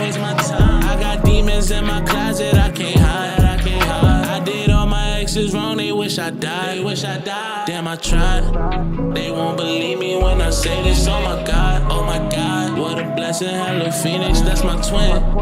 I told these hoes they won't get my heart again. Not again. Cause they were missing when I needed just a friend. They were missing, yeah, they always missing. They don't want no smoke, they hit the blunt and started tripping. My daughter about to be 5, I ain't got no time to be bitching. I'm still reminiscing, we ain't had no food in the kitchen. I gotta go stack. I'm waiting, know I'm heading, but I'm going out. I hit the side, now your sack feel like I'm throwing up. And I just took another perk, cause one wasn't enough. Yeah.